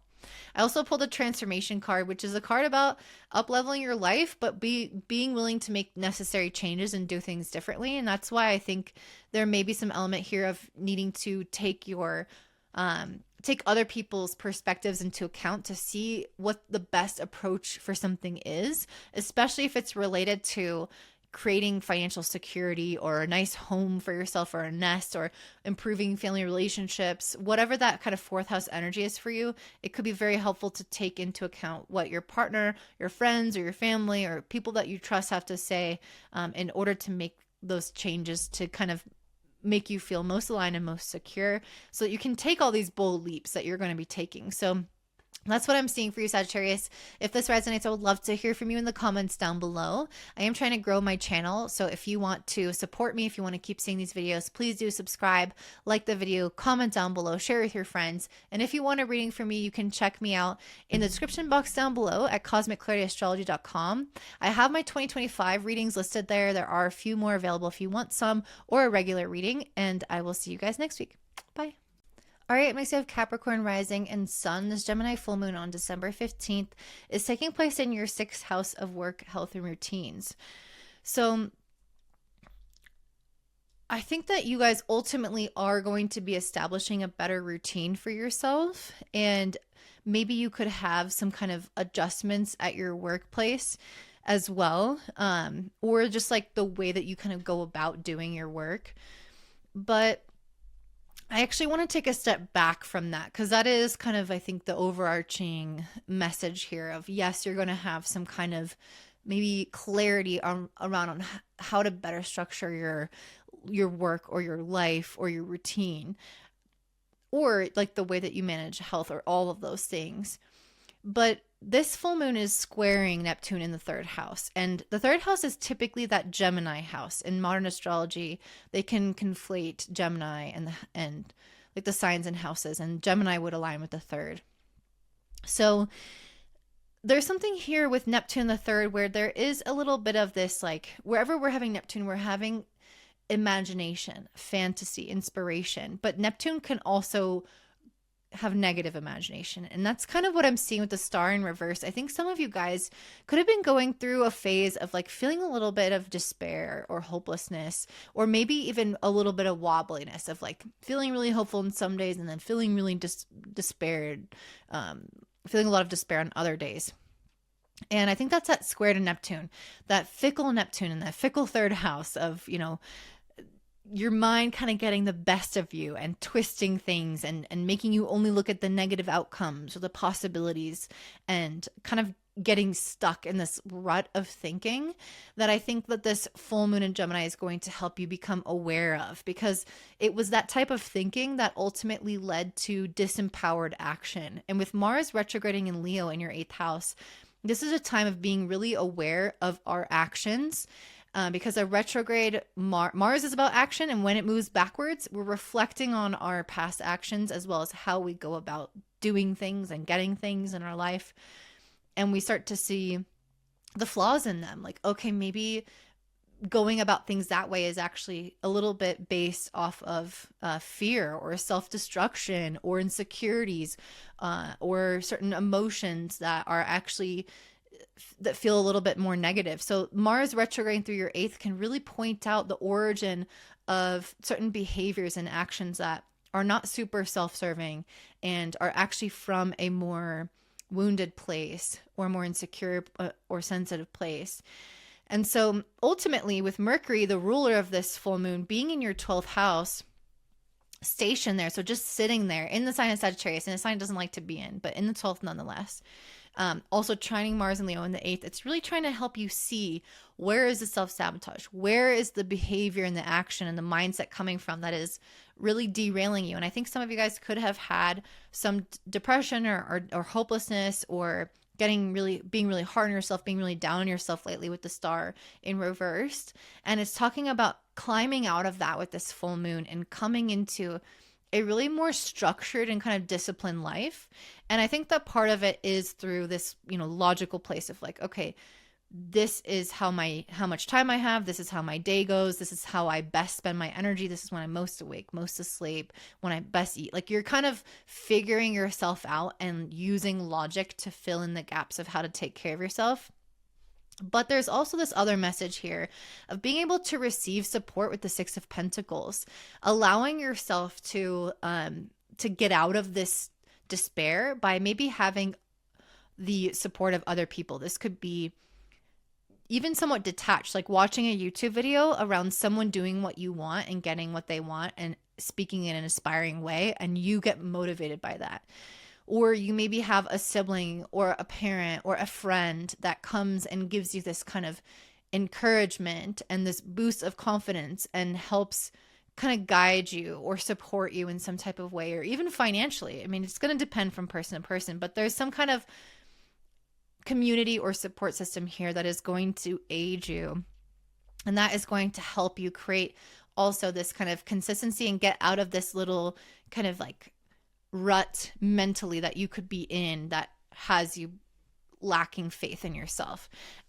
If there's something that you want in your life, this card says if you believe, which means you can have what you want, but you have to believe in yourself first. And this Gemini full moon is going to show you where you are not believing in yourself, but also the actions that you take as a result of that. When you're going into feelings of despair, maybe you stay up later, maybe you eat more, maybe you don't reach out, maybe you don't go outside enough. Like, it's not just the thoughts themselves, I mean, which could also impact your health. And this is a full moon in the health house as well. Your mental and physical health, but also just like your actual reality, in terms of, how much you get done in a day, or who you impact, or what you do or don't do. So anyway, you're going to become aware of how the actions stem from the thoughts at this time. And I think I just really need to encourage you guys that you're going through a big change. You are coming into a more stable time with the 6 of Swords and then the Ace of Pentacles, and then the She Who Changes, Transform, Change, Enchantment. There's something about you guys that is truly changing. You can trust that. And you're coming into more stable waters, more still waters with the 6 of Swords. You're going through the choppiness to get to this rootedness. And the Ace of Pentacles could indicate some kind of new financial beginning for you guys, or some kind of like material opportunity, some kind of career opportunity, or some idea or something that you can actually act on that can help create that rootedness. It's almost like having some kind of pillar in your day to structure your whole routine around. And that pillar could be going through a new change or a new opportunity, or you can have some ideas around that. Or at the very least, you could be just learning how to stabilize your current reality a little bit better. So I definitely feel like you're getting some support from people. You might be getting some handouts, some opportunities, some encouragement, some financial opportunities or manifestations. And I really feel like you guys are going to, again, have something to like structure yourself around. And I think it's going to really support you, because I think this kind of hopelessness has been not serving you at all. And so that's generally what I see for you, Capricorn. I hope that this message is helpful and guides you at this time, that you're going to be okay. You just have to believe, receive the support that you need, make the necessary adjustments to your work or your routine, and know that you are changing and heading into calmer waters that feel more stable for you. So if you enjoyed this, if this resonates with you, I'd love to hear your comments down below. I am trying to get my channel out there more, and I really, really need your help. So if you believe in the messages I share, or my channel or me, then please do comment down below, subscribe, like, share with your friends. Any kind of interaction will really help get my channel out there. And if you want a reading from me, I am still offering 2025 forecasts, which I will link in my description box down below. There are a limited quantity of those, as well as my regular readings, which are unlimited. So if you want to check either of those out, you can look in my description box. And I hope you guys have a blessed day. Bye. All right, next we have Aquarius rising and sun. This Gemini full moon happening on December 15th is taking place in your 5th house. And anytime we have a 5th house activation, we're really focusing on the heart. The heart is what connects us to what we desire, our authentic expression, our honesty, our sense of loyalty to those we love and what we love. And I really noticed that when I was pulling your cards on this King of Wands, the thing that stood out to me most was this heart. And I really was looking at that before I was even thinking about this moon for you guys. So there's something here where I feel like you guys are really needing to tune into your heart. And I think that ultimately there's something in your life that, and potentially it's you, though it could be other elements of your life, but there's something in your life that really needs your attention and needs your consideration and needs your nurturing. With these cards here, we have the she who nurtures, empathy, gentleness, and insight, and then reconsider. So I feel like there's something here where you need to be gentler with yourself or with another person in this situation. There's something that I feel like you've decided how it is or how you perceive something, and you need to keep yourself open to the potential that there is other information or other things that your heart might be trying to share with you that creates more diversity or more nuance in the situation than you're giving yourself or this person credit for, or this environment or situation. So there's some nuance. It's not so black and white. And I feel like it's trying to tell you to not like jump to conclusions with this Page of Swords. There's this thing of just kind of needing to remain open-minded, open-hearted, and have patience when it comes to your mind and your ideas, and thinking before you speak, or not saying certain things to yourself. There is this energy of just like taking care of your heart, and that could, or somebody else's heart, and that could look like having a lot more like caution and sensitivity and empathy and patience, and kind of waiting and giving space for something to unfold in a way that you might not have anticipated. And this full moon is also, and that makes sense also because Mercury, the ruler of this full moon, is in Aquarius, or sorry, in Sagittarius in your 11th house. So this could be related to relationships or friends or even partners, just important person in your life that you may need to kind of hear them out, or give yourself more time to heal before talking to them. There's something here around like patience, waiting to reconcile, or reconsidering your relationship, reconsidering something about this dynamic with somebody else, and not jumping to conclusions around it. This full moon is also squaring Neptune in the 2nd, so we can't always trust our assumptions when we have a full moon square Neptune. There's a lot of information that we still don't know about. And with Neptune in the 2nd, there could be some there's a desire wherever we have Neptune, there's usually some kind of desire or fantasy or imagination or dream like quality that we're focusing on that area of our life. For you, this is in the area of stability, security, dependability. And so I feel like that's something that you're looking for. You're really wanting somebody who is there, who is loyal, who's got your back. You're wanting something consistent, steadfast. You are a fixed sign. You're wanting that maybe in this situation or in this relationship or whatever this is involving. And I do see that that's possible for you. But again, I feel like there's something here that is, I just think that there's something here relationally that needs to play out, that you need to give a little bit more space and empathy too. So you also have Mars retrograde in Leo in your 7th house, opposite Pluto in your 1st. So this could be where there is some kind of like contrast with other people in your life. You might feel a little bit frustrated about something with somebody, and that's why I think it's telling you to say, like, keep calm. Again, don't come up with conclusions just yet. You are in a time of like an attractive cycle. You do have Venus in your 1st house, so good things are going to come to you. And I think that it's important to like do good with the good that's coming to you. So let's say that someone did something to you that you feel upset about, but then in another area of your life you're excelling.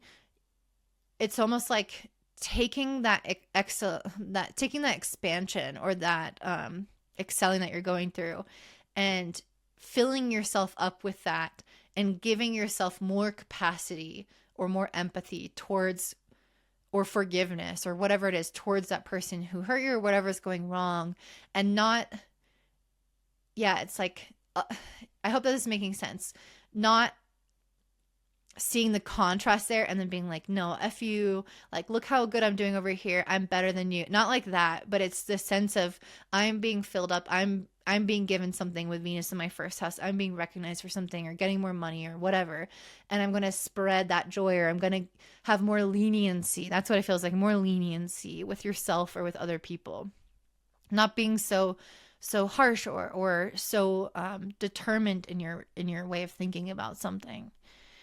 A second message for you guys, you have King of Pentacles reverse. So some of you guys might financially feel like you have quite a bit going on, and you might feel like you are not necessarily where you want to be. You do have Venus in your 1st, which can attract good things to you, but that doesn't mean that it's been happening for a long time, that you have a ton of money. Maybe you do have a ton of money, but this King of Pentacles in reverse just indicates like some kind of lack of stability in your life in some way. This could be talking about another person, like somebody else wasn't very stable. But this could also be talking about something else in your life, like your own career, your own ambitions, or your own finances, or you having a lot more to spend. So this could be talking about some lack of stability either in yourself or in another person. Then we have the High Priestess and the Judgment card of the Call. So there's something here where I feel like you are going to get a lot is going to be revealed with the High Priestess followed by the Judgment or the Call. It's like things were not as clear. Like, how are they going to unfold? How are they going to improve? How are they going to stabilize?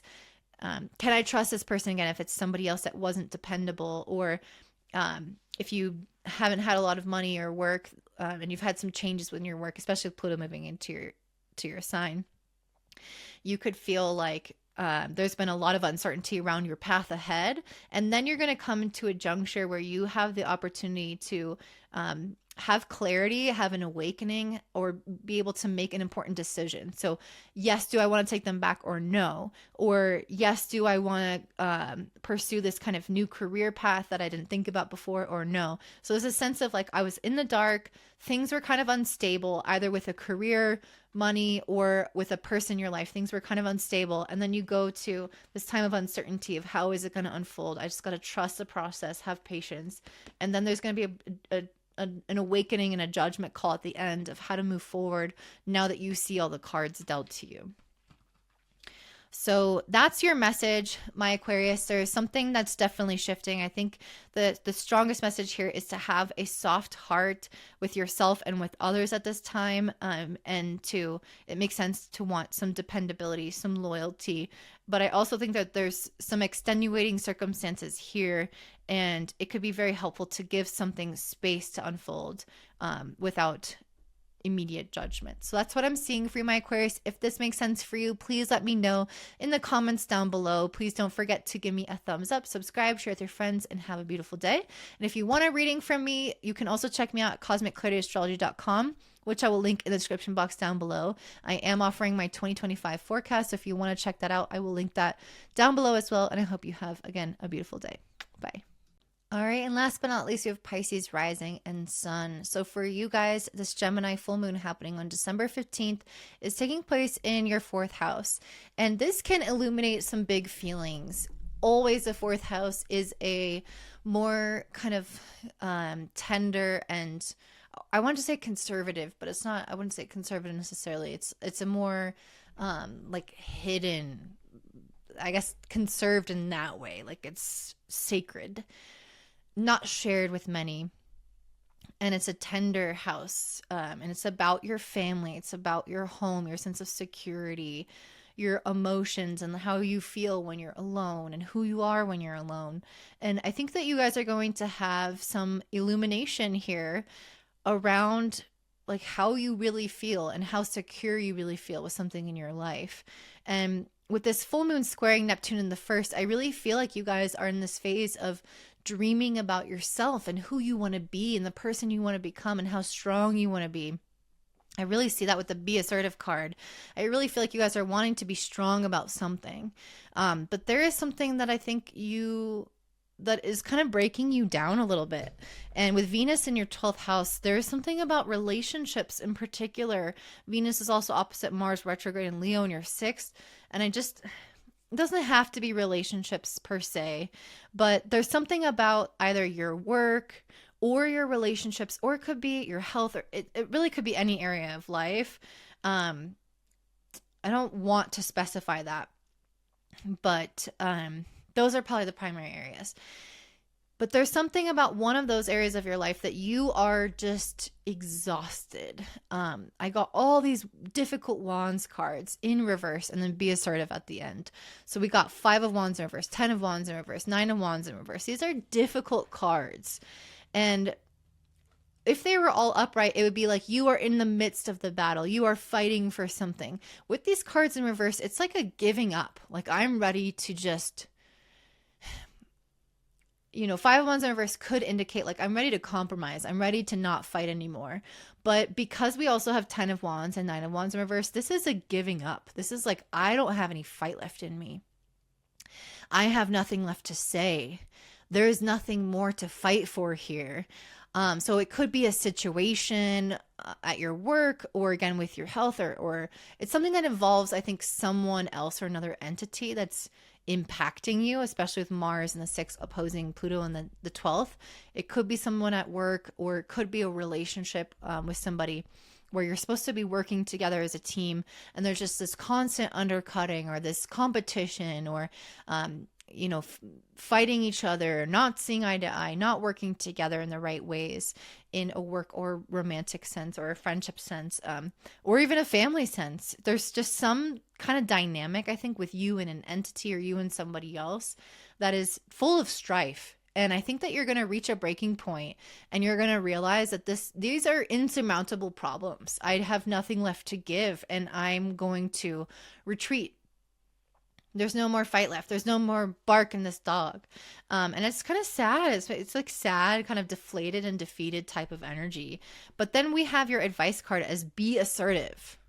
So there's something with this where it's saying like, don't just back down and retreat and do nothing. There's a sense of like, I'm going to stand up for myself with this card. Even if you are still leaving and you are still removing yourself, if that's possible, if you have the ability to do so, if you're removing yourself from that situation, even if it's delayed a few weeks, which is kind of common with the messages around this full moon, you might have the awareness around how big your emotions are, how much this is affecting you, how you don't feel secure in your own home or your own skin, and how you need to make some kind of change, maybe leave this job or leave this relationship or adjust something in your life that is honestly kind of toxic.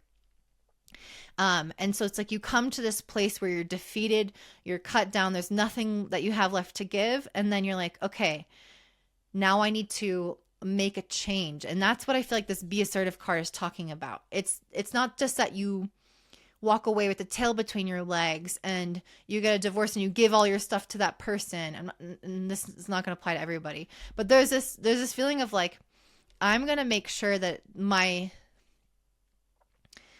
that I'm not just like deflated and walking away, but that I'm leaving with what I believe is respect, with dignity, with what I want out of the situation. And if it's not what I want out of the situation, I'm at least not taking some kind of unnecessary hit in the situation.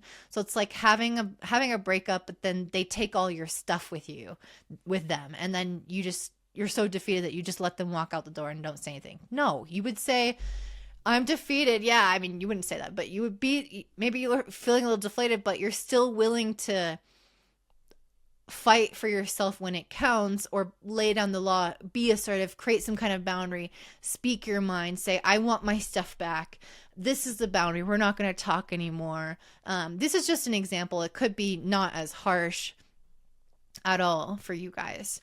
This is really going to apply mostly to people who have planets around 23 degrees, 24 degrees of the mutable signs. But anyway, so if this doesn't resonate, you can always check next week's reading or 2 weeks from now.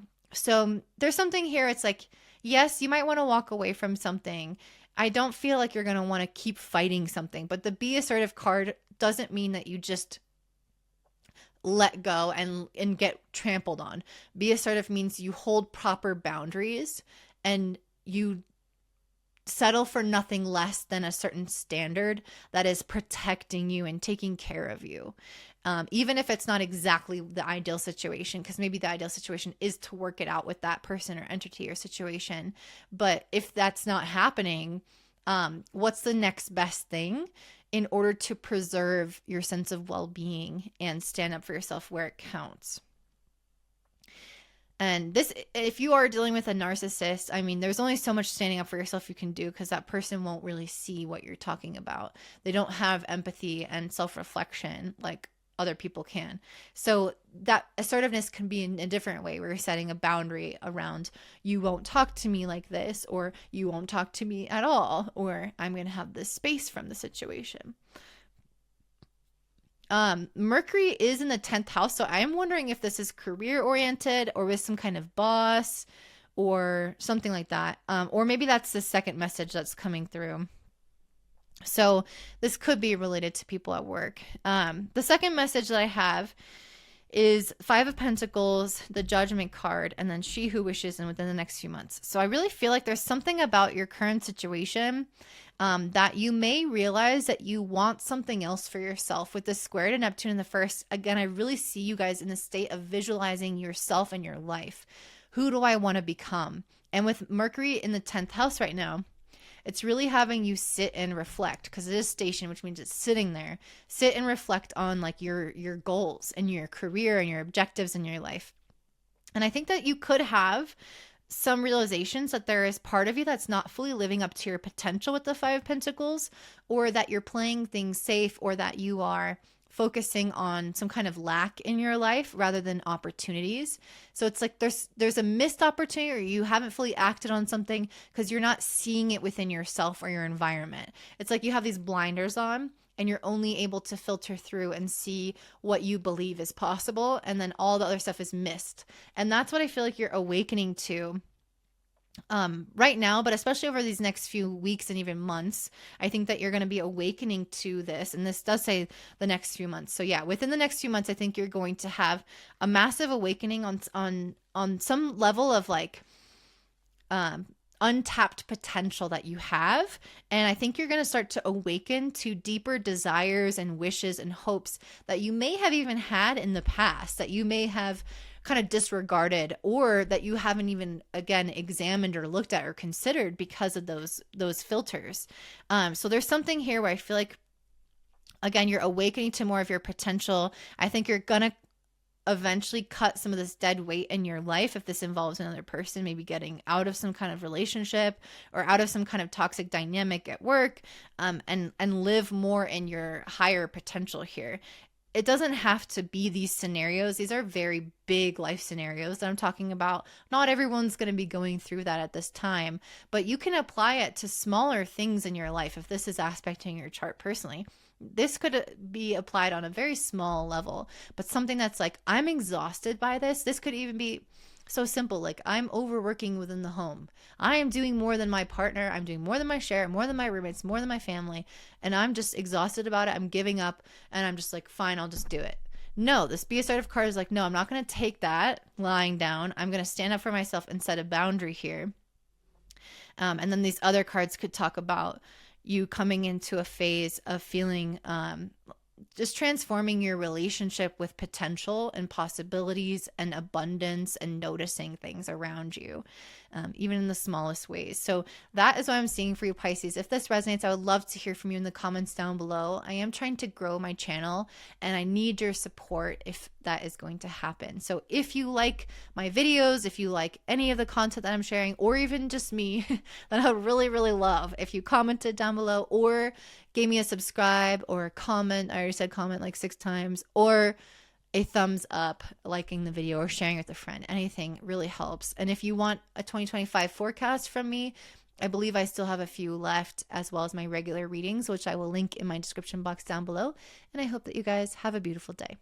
Bye.